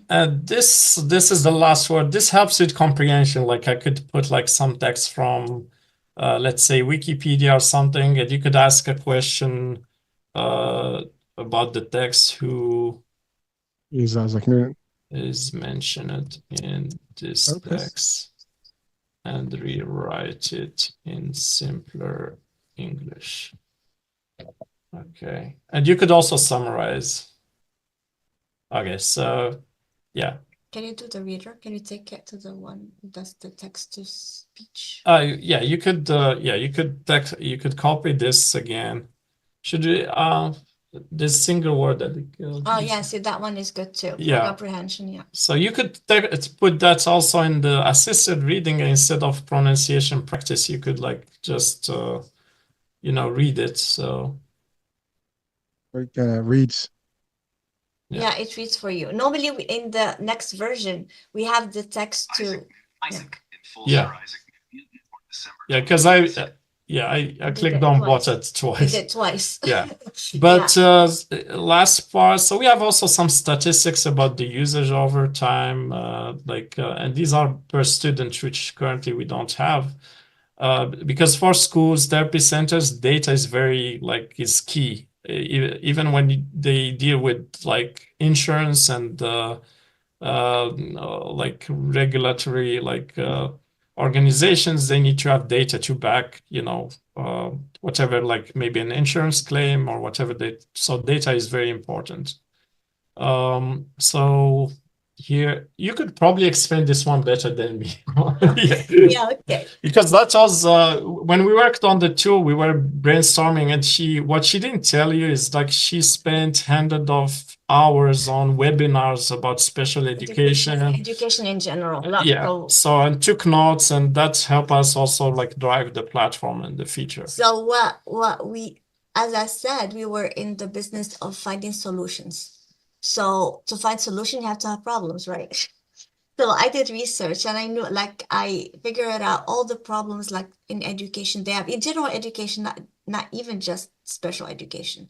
So like for comprehension and reading, they have a problem even with the kids that's supposed to be normal. Especially after the pandemic, like the people kids stayed home. Their reading was like really hurting. Like a kid in 4th grade, he reads at the 2nd grade level. They have a problem with that. So I was like looking for things like here we have fast. We can do the word web, and it gives you like the speed. It tells you like all the words that are for fast. Yeah, they're kind of related to fast. Run Different fast. context of using the word. Context. It's like yeah, it has to do with like in here we have the word fast in health related for blood test, fast for medical procedures, liveliness. It gives you like the word fast in a lot of like context, not just one. As I said, yes. What I know, I mean, again, this actually is beyond. I mean, I think this could be a tool for everyone that wants to learn something. It started with an emphasis on flashcards, and then as we progressed, we were like, we could help. Same word. Yeah. We have the word spectrum. Yeah, that one occasionally crashes. So okay, let's go synonyms and antonyms. Yeah. So it's gonna give you the synonym of fast, like have quick, speedy, rapid, swift, hastily. And then the antonym, slow, leisurely, gradually. And it's good for the kids, even for their vocabulary. So it helps with the writing. Yes. That's why I said this is everybody can actually. I mean, if you're Yeah. learning, at early age, this could work. I mean, for many, it's not even. I Yes. mean, it certainly will help anyone on the spectrum level or spectrum, the autism spectrum. But at the same time, I think anybody can use this, as a tool. I mean, I'll go even beyond that. I mean, this could be for English as a second language, Yeah, this to is help what we're people. doing it. Thank you for saying that, because this is our next endeavor. It's for Morocco, actually, for like centers where they do English as a second language. It's gonna help a lot, because as I said, language is like kids when they start learning things. So if you're learning a new language, whatever works for the kid in pre-K or kindergarten would work for a grown-up. So let's see here. Allow a visitor in the site. Okay. Yeah, I think And it has the dictate part, so you can put a whole text in here. Yeah. And you could even tell the underline this word, and you can use all of these. Good stuff. You and guys it's are actually onto what you something. stuff. Yeah, because I was talking here. Yeah. I know you click Hi, dictate. So. how are you? Because I dictated. Yes, and then we can take it from here. Yeah. I love to do this. Where's the other one that? Yes, assisted Go. reading. Yeah. Assisted reading. Yes, I put it here. Yeah. Then you read Let it. me see how I sound. No, well, that's yeah. Yeah, sure. Takes a while to. Oh, okay. So you can put a whole text in here, and you could even tell to underline this word, and you can use all. Yeah. Yes, and it's actually wrote your stuff. Yeah. Stuff. Okay, this is not even a word. Oh, But still, like for the flashcard part, it's something like about the kids on the spectrum. They love to be useful. They love it. And they love to be in control of what they're doing. So what I do with my daughter, even with the flashcards, I give her, like I tell her, what do you want to see? What do you want to talk? Because she had a hand in making them. She's more interested when we go to the other part that says the when she reads the picture, she loves it better because she was the one who wrote whatever she wrote about how to get that picture. So it could be used by parents, teachers, therapists, and even like the kid if they're grown up enough. Like for my daughter, she could use it herself. But for now, it's just for parents. And we have the next version that's coming. It's gonna be amazing. It's gonna be a lot of help. Yeah, we call it V3. Just because the first version, like I said, was a prototype, so it was really ugly from a user Yeah, I can show you interface perspective. We have this is V2, and we're also gonna have V3, which is still in under development, which is she's gonna demo it for you now. Yeah, we're gonna have the V3 for the parents in like February 6th, which they won't have all the features. They're gonna get just 4 features because they're not gonna, we don't wanna overwhelm them. So it's gonna be just 4 features that are helpful. This is the V3, how it's gonna look like. So it has more stuff. So in here we have like ABA and behavior, and we have everything that goes with that. And we're even working on a version that would let the parents use whatever the ABA centers use. And normally like, it would help them while they are in a waiting list, which I'm like currently in a waiting list with Ahmad. They just sent me, by the way, email today. Oh, okay. They said, are you still interested? So that we could keep you in the waiting list. So that it's a valuable time that you're losing when you are on a wait list for an ABA center. What if you have something that whatever they're using, you can use it for them? Like in here, we have the reading intervention that would like tell you what the kid is. There's assessment in here and show you what to do with the kid to improve their reading and comprehension. There's social story is a good big one. Yeah, image analyzer. There's a lot of things. All of these, we're just trying to, we're not gonna give everything to everybody because it's a lot of information at once. So let them like get used to some things and know how to use it. Then we can add things. So it's the non-stop learning platform. So you will be getting more about like not just what you have now. So that was it. That was the portion of the demo. Let's see, is there anything else? That's it, Well, no, right? yeah, if you have the video, you want to play that video quickly, that would be Oh, great yeah, too. yeah, I Yeah. can do it. If that's okay. Yes, of course. I Which have it here on YouTube. YouTube? Okay. Go ahead. Is it under your channel or It's under Ashraf's channel. I say EZDUCATE Showcase YouTube. Is Yeah, that the yeah, one? because that was, and it's like even the team, we have an amazing team, like all geniuses in their fields. And we have a lot of PhDs in here, show-offs. All of them are PhDs. Yes, I know. Here, so I don't yeah, I think yeah. videos in there. No, that's not the one. And how many does he have? Did he send it to you by Yeah, I have it on my what's that? Yeah, okay. You can talk to each other while I'm doing that. Okay. Should it be? Yeah. Let's see here. Okay.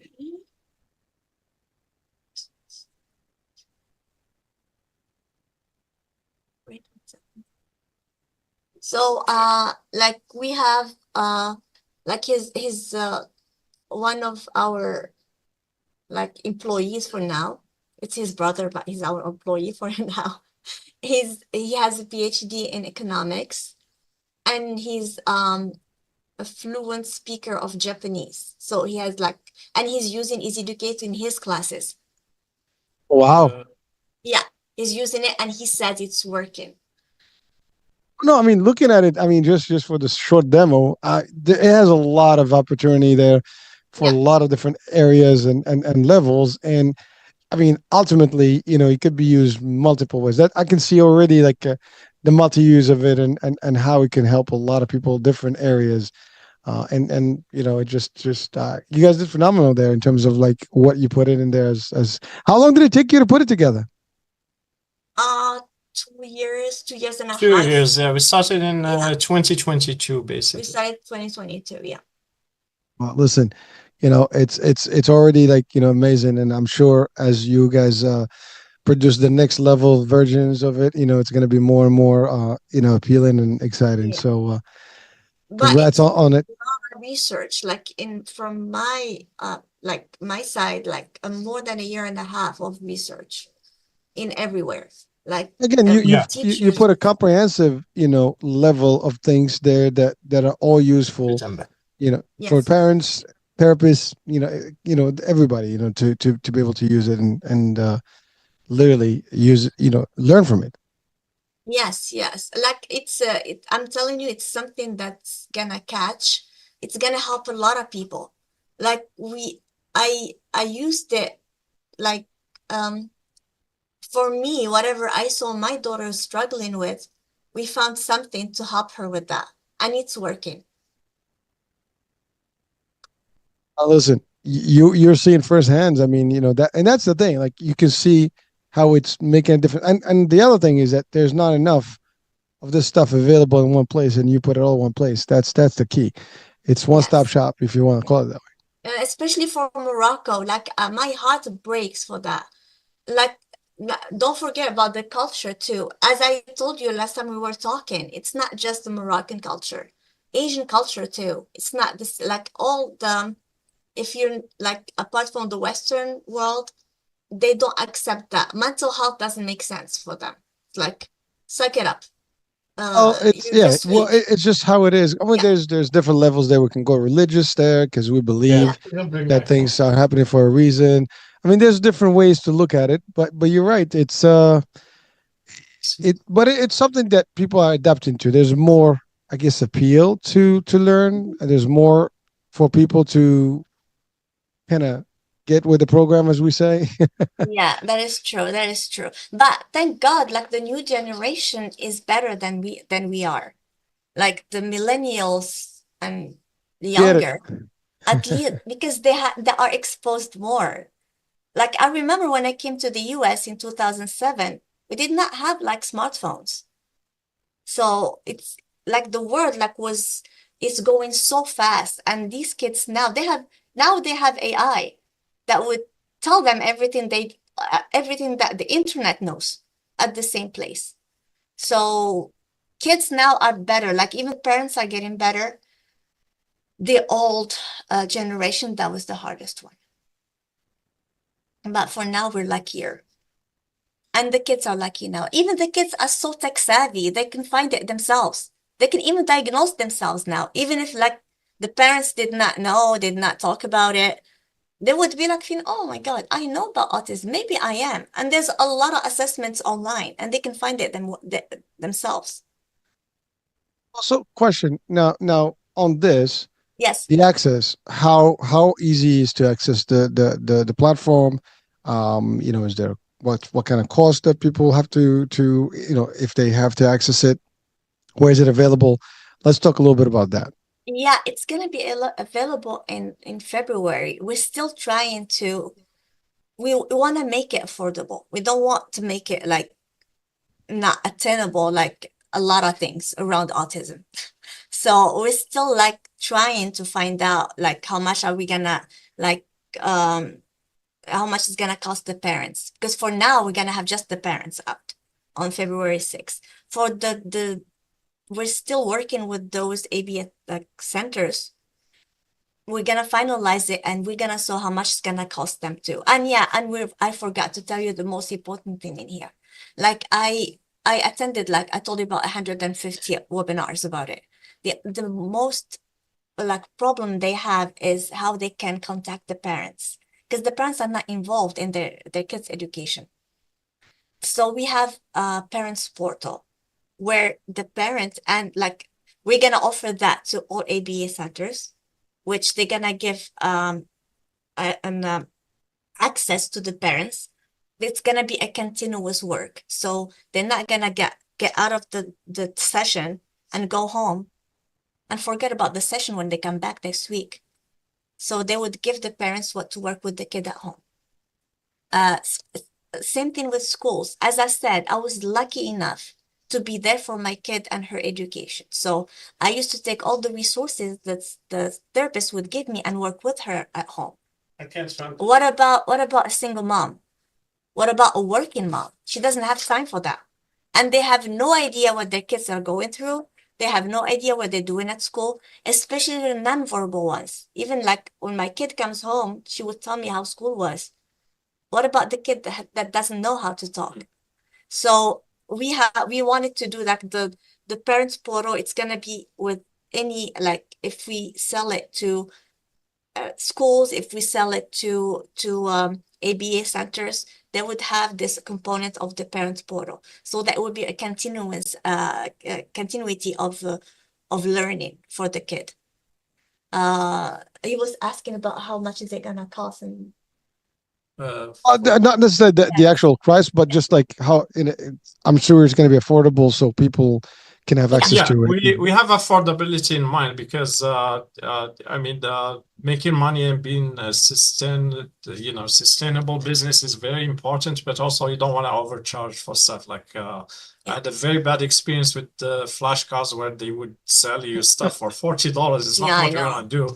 When I really help like parents to better educate their kids, and especially the kids special needs. So we're still discussing the pricing structure, but it's going to definitely be affordable, something that's well, this is beyond flashcards. I mean, ultimately this is a comprehensive package, but certainly again, affordability, sustainability is always a we have that. We have that in mind. You want me to put sustainability in that word thing for you?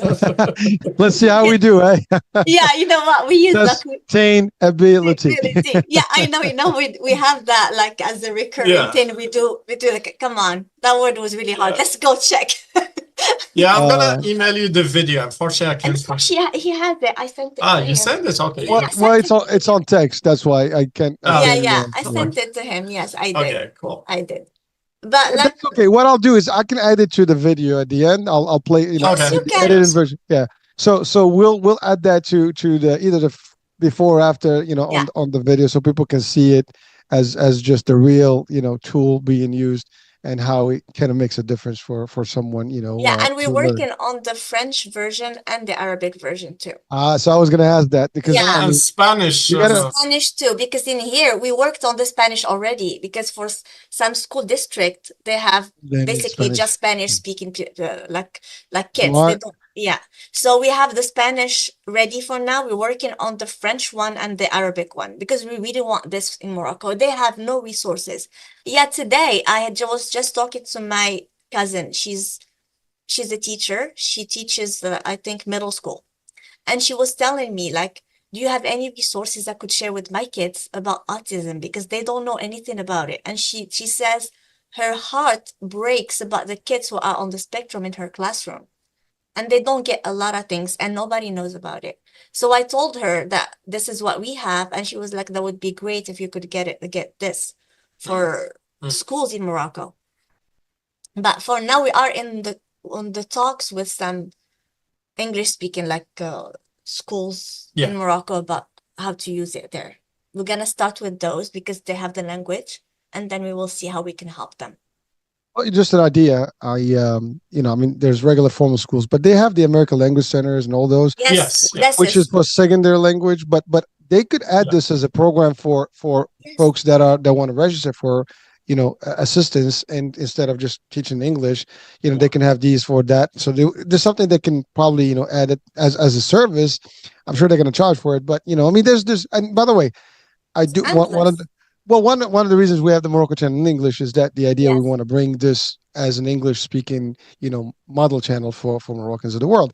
And, but they can use that here. But also, I think information now is becoming a lot more accessible in English and a lot more, I guess, folks in the younger generation are speaking English more than generation, yes. Yeah, they're more open to English speaking than ever. Yeah. I mean, I grew up. I mean, I was probably the last generation of French education. I mean, literally. Yeah, I mean, we had same here. All my little cousins, they speak English, all of them. Yeah, whenever we visit back, I see like there are more kids nowadays trying, to talk in English and slang. They probably know more slang than I do. They know they do. more about the American culture than we do. Seriously, they would tell me something. He's like, "What are you talking about?" It's like, "Yo, this is big in the U.S." Like, seriously? Okay, but no. Well, listen. So this is so. When can the Moroccan community actually expect having access to some of these the platform in general? So I mean, the I know first edition, we're hoping for February 6th. We're working really hard with our limited resources and team, but we're really working hard for February 6th launch. And that's the expected date for parents. And obviously we need to discuss other launch dates for the other versions. For schools, not anytime soon, because we have selling stuff to school is very complex. Like there's state law, county law involved, federal regulation, all sorts of things. So even with FERPA, you have FERPA for privacy, like students' privacy, but in some states like California, they have some extra stuff you have to go through. So probably not this year. So just a question. Is there a provision of having an app version of this? Like literally? Yes. Yeah. All right. So that's why V3 actually works great on iPads, whereas this V2 that we showed you doesn't really look good on iPads. But lots of parents would like to use mobile devices with their kids. So V3 gonna be like the backbone of it, and then we're gonna transform it into an iOS app and Android app eventually. So it's in the works. So essentially, this will be launched worldwide. Projected right now. Date is February 6th. Yeah.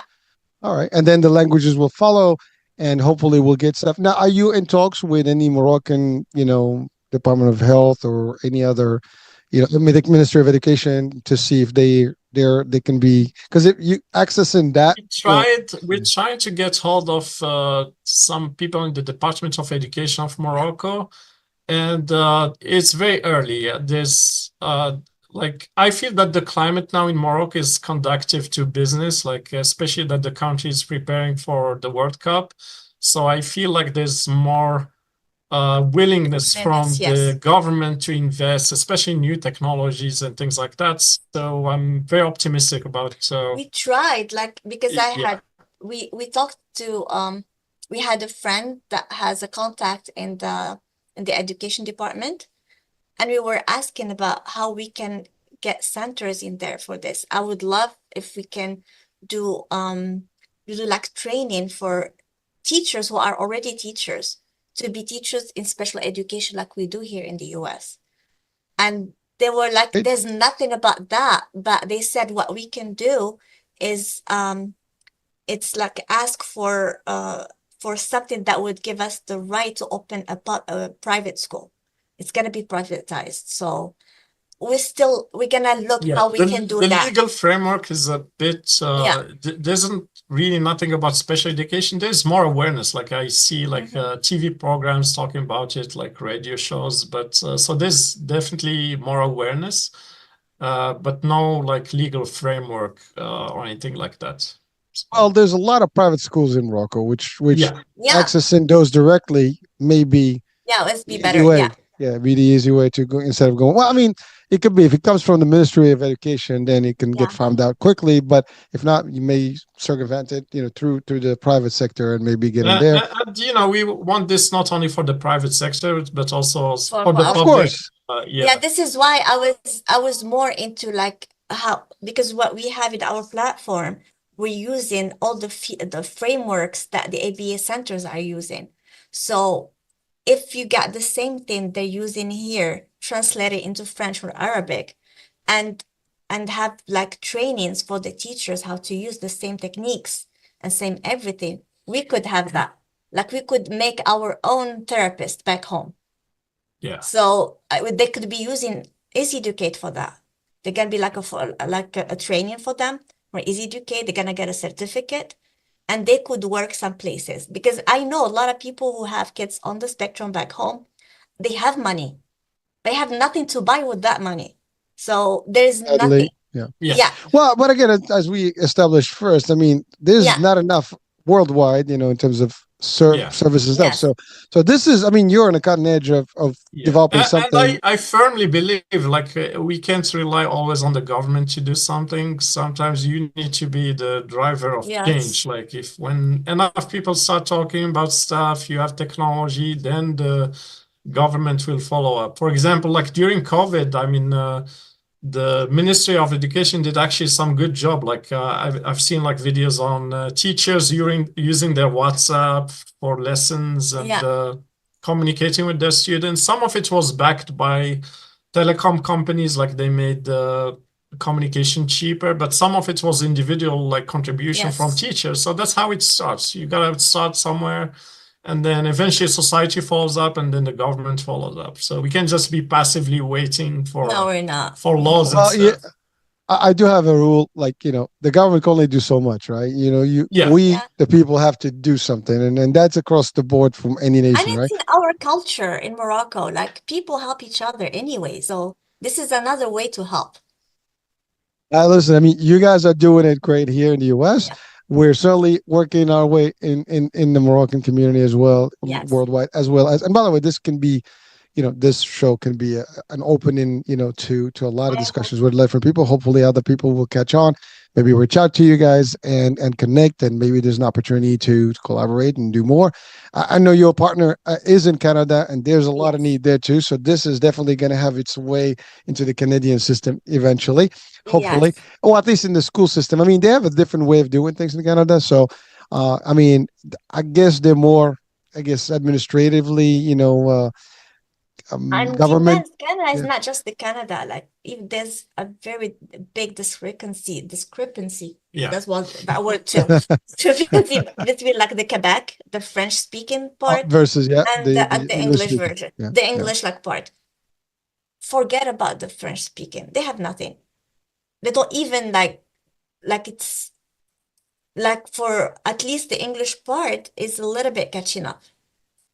So there's like ways, like not every Canada is ups and downs and downs. Yeah. So- Well, again, this whole thing about the healthcare in general in the US, Yeah. Canada, we still have a lot of ways to go, and certainly there are things in Canada that are better in the US in terms of Yeah, even the there health are. system. Of Yeah, there course are. there are. We're not saying like I'm talking about autism. The only thing I'm talking about. Well, again, we're still behind the 8 ball in autism across the world, and even in the US. As much as we think we're Mhm. somewhere, we're much better than Much decade, better a than couple of anyone. decades back. In the US, I mean, historically speaking, like it only got traction, I believe, in 1989. There was a movie, Rain Man. Rain Man, yeah, Dustin Yeah, Hoffman Rain Man. So that was, and I Tom think, the Cruise. first depiction of an autistic character in movies. And suddenly everyone in the country Was was aware. asking, what is autism? And that's It created. starts with art. Art Yeah. always does it. Yeah, so that started like people started asking and then advocating and so on. So, but you're right. So even the US, it's quite a recent, like, even though the science was there, like Awakening, there was a yes. center back in Austria in the 1930s, and then, but it only took off after that movie, really. Oh, the one thing I was just this is actually in regards to Morocco. I think I think they call it tawahud, right? And So, it is still a very babyish kind of concept Yeah. in there. In but they're terms of, talking about it, which well, makes no, me quite more, optimistic. Yeah. Yeah, in I the know. last couple of years, yeah, you hear a lot more of it, Yeah. and again, the programming is there. But like I said, it is for families. They still don't understand it as much as they should, I think. And so the more you guys are putting this out there, the more you're gonna I guess share your work. Hopefully, and maybe there's ways to bridge some of that connection in the country with the right folks, and it can be something that really, because you already established a lot of the work and the basis here, Yeah. that can be used anywhere. As a matter of fact, it can be worldwide. Once you translate this into other languages, any Yeah. country is game. I mean, you're talking about any major speaking language. I mean, Arabic, forget it. I mean, now you have a whole world there. English, pretty much everybody in the world. French, a lot of French speaking, Yeah. areas. I mean, France and other places. Now, again, it does take the an acceptance level, right? But like Yeah. everything else, I mean, you look at all the biggest platforms out there, whether in education or any other type of tech. It gets a little bit excited, over time, by people, and gets hyped and leveraged well enough, and then people, like, it becomes the go-to piece. And so this could be the next really educational piece with a focus and emphasis on the autism, as a whole. So this could be the signature, platform for that. And I think that's a good vision, for it, and target, I guess, a goal for it to go. And I'm sure that's what you guys are planning on doing. So listen, I mean, when I heard about it, there was no reason, to miss this opportunity to have you guys come on. And Thank you. I know we missed your partner. Hopefully, maybe we'll do a part 2 and bring her on board, and maybe Yeah, do that a would little be bit more great. of that discussion. Yeah, certainly. I mean, this is Yeah, she has your. her own experience And too. she's Like, a great person too. Like the experiences are like, it's different from one to one, country to country. Like, and as she says all the time, if you meet one autistic kid, you met just one autistic kid, because they're not the same. And that's the thing. Like, Yeah. there is no brush, across it. Yeah. Everyone is unique. And by the way, that's true for everyone. You Yeah, are that is unique true. individuals. I'm a unique person. I mean, there's only one me. And that's the thing. Like, we are conditioned to these labeling things, right? I mean, Yeah, I know. but at the end of the day, who says that I may not be, in a particular spectrum myself? I mean, again, that's the whole Yes, thing. that is We hear true. the spectrum. Well, what does that mean? I mean, there's It's one a end to big the other, one. and I'm sure as we advance, there may be more testing, and we all fall somewhere in there. Yeah, And by the way, I actually, believe that. we had You're this right. discussion. We did have a discussion, with an expert. I mean, one of my co-hosts, on a particular show, she is an actual MD, and we did get, a couple of. I think I shared with you a couple of videos, Yes, I and did. and those were some of the experts in the autism world in the U.S. And I think one of them actually was even featured in Oprah. And so the discussion was very deep, and I think that particular doctor has also personal touch, and history with autism in terms of family. And so it's really the real thing. It is a real fact. It's happening. As you said, it was more like on the denial aspect of things, and Yes. we call it other things because we don't want to give it the true, Yeah. I guess, definition, or again, I'm going to go to label word, but that's not. I Labels, don't like yes. that as much. But the fact is, it is a fact. It is something that we need to face, and the more we do the work, the more we help. There's also acceptance. There's also integration.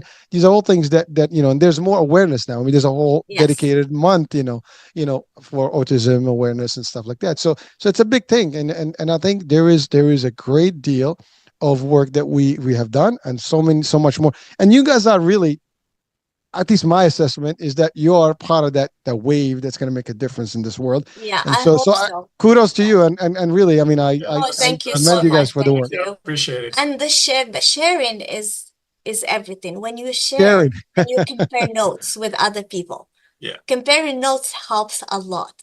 I can tell you that with other autism moms. And like the autism, like the moms, the community is so helpful to each other because nobody would understand you like another mom with an autistic kid. They're not gonna get it. Like if you say something like, I was like, and you see somebody goes, I know that they had a kid on the spectrum because nobody would get what I was complaining about or what I was talking about unless they had one in their family. So that's a community too. So it's a community thing. Like we need everybody to talk about it, share notes, compare notes to each other, help each other, resources, share resources. That's all I'm asking for. In the US, there's a lot of there's groups, there's organizations, Yes. there's different work groups that are out there, for the world of autism. So there's Yeah. quite a bit of hype already.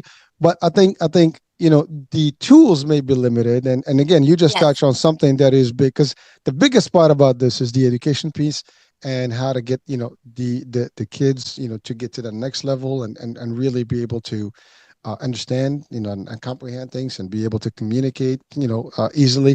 You're giving them that tool, and it's also for the parents, for the therapists, for the Parents, yes, for everybody. centers. So you're covering all the bases and the angles. So again, like I said, it's pretty commendable the work you're doing, and it deserves to be actually first of all an applause, and certainly Thank you. sharing Thank you with the so world. much.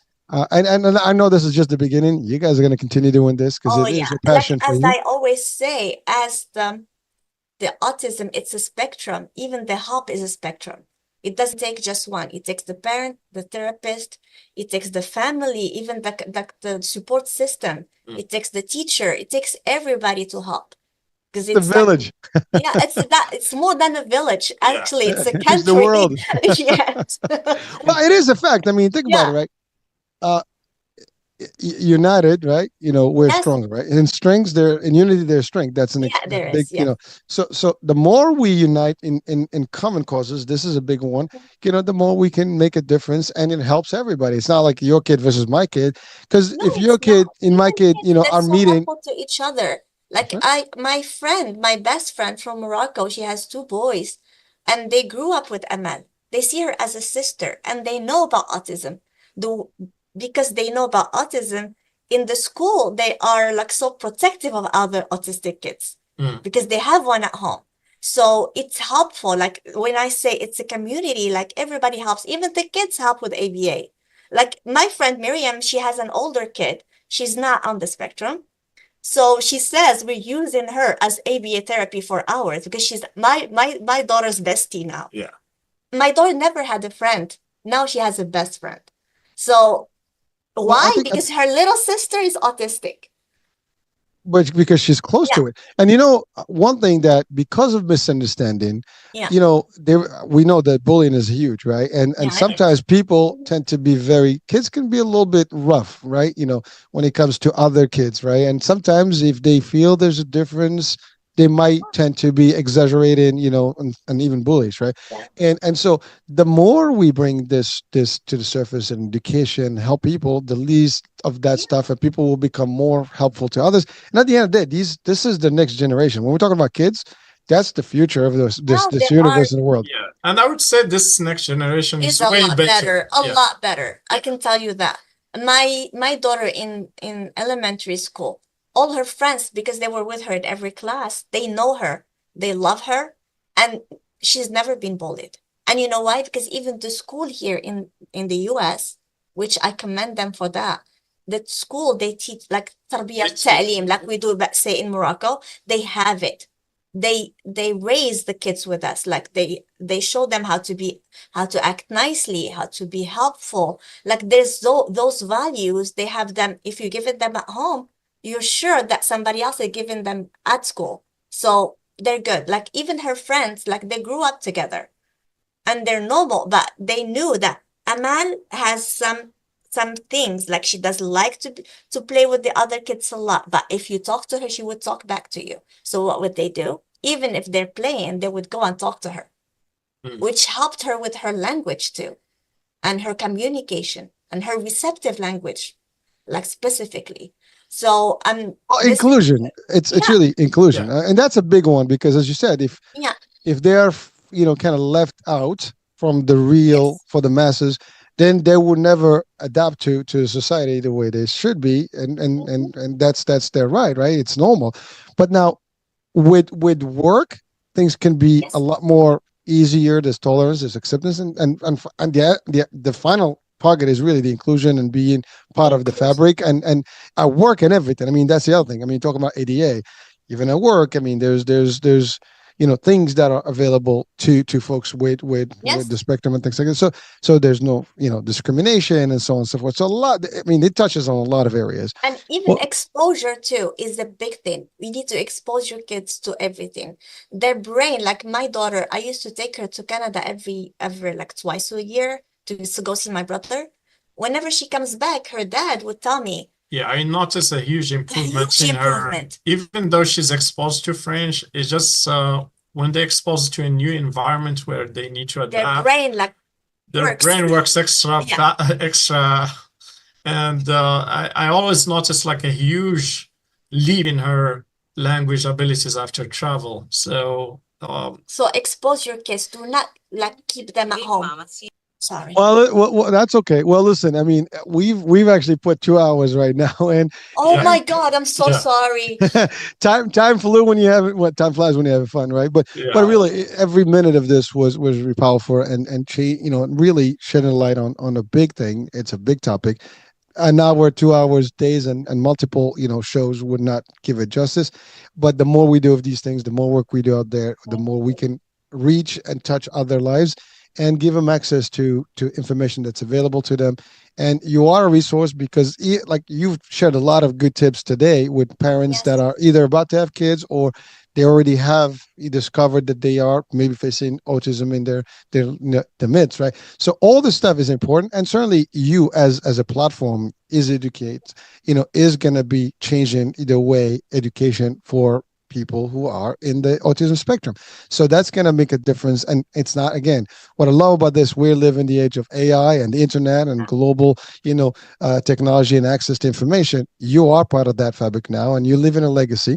And you know what? I'm happy to have had the pleasure of having you guys here sharing your value and your insights on this topic, and with I guess the health community or the people who are interested in health, but certainly also the Moroccan community as being also on the Morocco channel, because again, the more we share values, the more we can help other people. And someone out there could be just looking to see like what's available, where can I get a resource, and they stumble on this, and now they have access to information, they have access to you guys, and as you guys produce more versions of this thing, it goes big and they get a lot more resources. So thank you for doing it. Thank you. We would love to do that. We would love to make a difference. Yeah, and hope we could help if someone wanna reach out to us, we don't mind as well. So like since my daughter was diagnosed and I went to the other side a little bit after the confusion and everything else, I was like, whenever anybody has a question about autism, I am there. Like I'm the go-to person for autism. So anybody who just thinks that they could have it, they call me. And I was like, okay, tell me this and that and that. Like I was like, why? What am I doing? Like assessments. And now I could even read it in the eyes of kids. It's crazy. I'm wired like that. Even when I'm outside in the supermarket and I would see a kid tantruming, I would know if he was on the spectrum and tantruming was just a tantruming. I don't know how. Like it has sixth sense that you understand it from inside out, right? So you can see, what a tantrum is, and that it's not a tantrum, it's a natural, that's just the reaction of normal, of their normal behavior. So it kind of changes the dynamics on that. And that's again, being a mother, as we said, you do have that motherhood concept in there. Well, so I know we're about to close the show, but is there anything you want to leave our audiences with, at least for today's show, because I do want to bring you guys back with your partner to discuss once the release happens, and let's test it out there and see how it is. Maybe we can talk more about it. So anything you want to leave the audiences with today? I just want to say kids are amazing. I wanted to be a mom since I was a baby. So, so just if you have a kid on the spectrum, just be happy you have a kid and just focus on the kids and they're gonna be fine. Yeah, that was gonna That's be what I know. my same like advice. Just it gets better. Like Gets better. initially, people are in shock. They don't know what to do, how to behave. But eventually, so you don't have to despair. There are resources to help you. There are things you could do, and it gets eventually better. Gets better. And if anybody needs help, anybody you know have any questions, feel free to give them my phone number. I'm like, I'm available all the time, especially the newly diagnosed kids and moms of kids who are newly diagnosed, because I remember those days. And I would love to have met me when I was there. Well, thank you for that, because a lot of people, sometimes we may not have had the resources, but once we have the ability to give back, and because sometimes we wish we had people that had the experience to share that with us, right? Especially when you have to find out on your own a lot of things, right? And learn those on the fly. But is there a website or any place where people can reach out to you guys other than, or email? Yeah, we have it's EZDUCATE.ai. Right now, there isn't much. There's a contact form to basically get in a waiting list, but eventually we're adding more features to the website, so it will change. But I'll send it to you in the chat. Yeah, we'll send you all the research, what we have on the chat. Yeah, I know. It was awful. Yeah. That's okay. Well, yeah, so I'll use that on the description of the show, so people have it and they can link up to it. And also, so they'll have your connects, and contacts. So this way you will get the direct link to anyone who's researching this.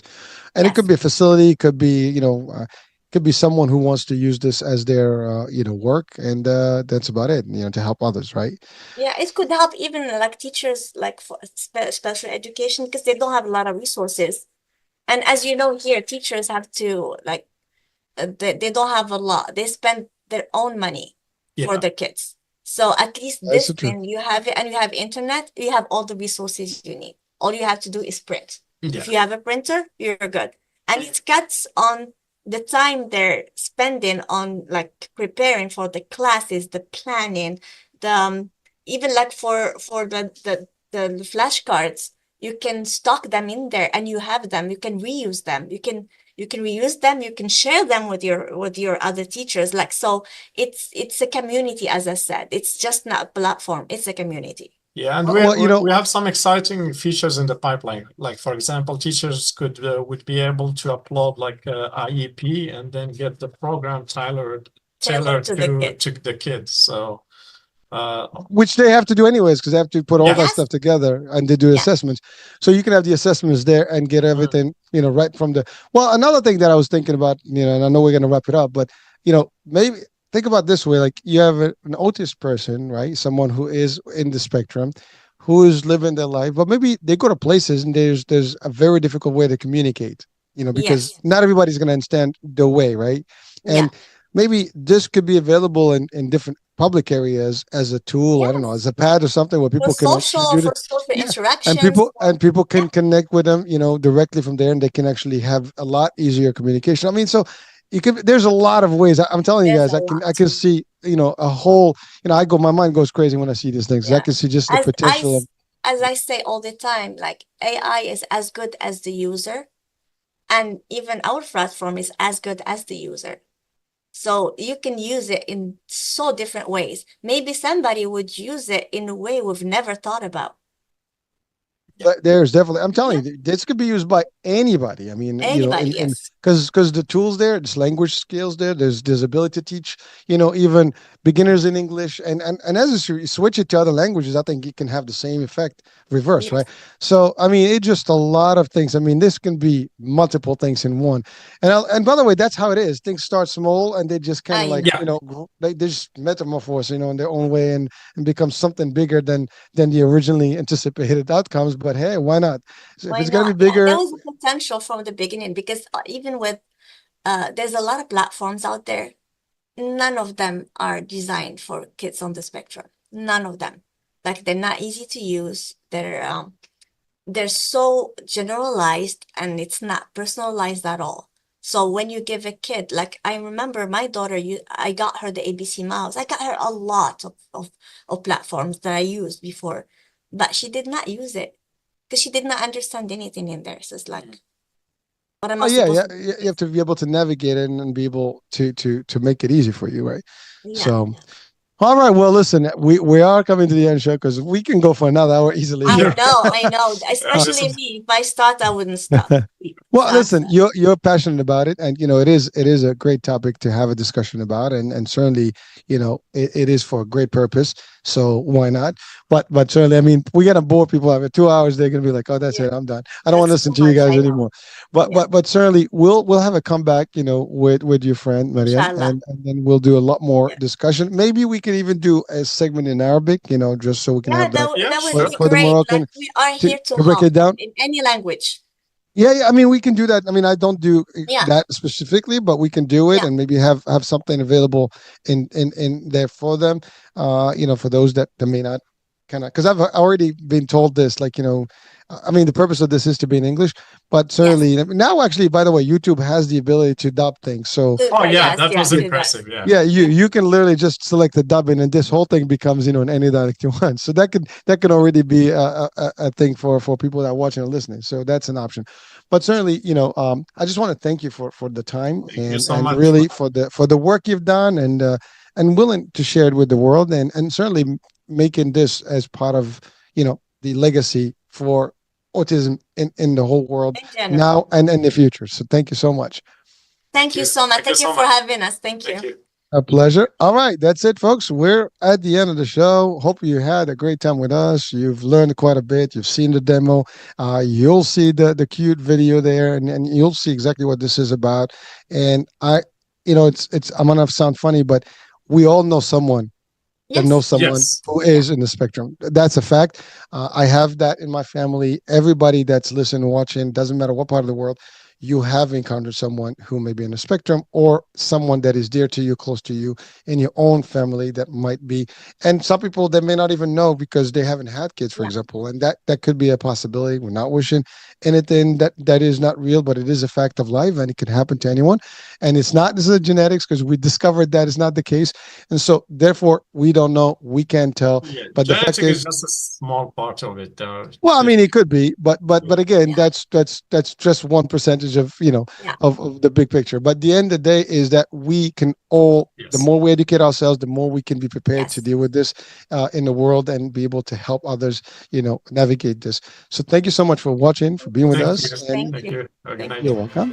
All right, folks. Bye for Yeah. now. We'll talk soon.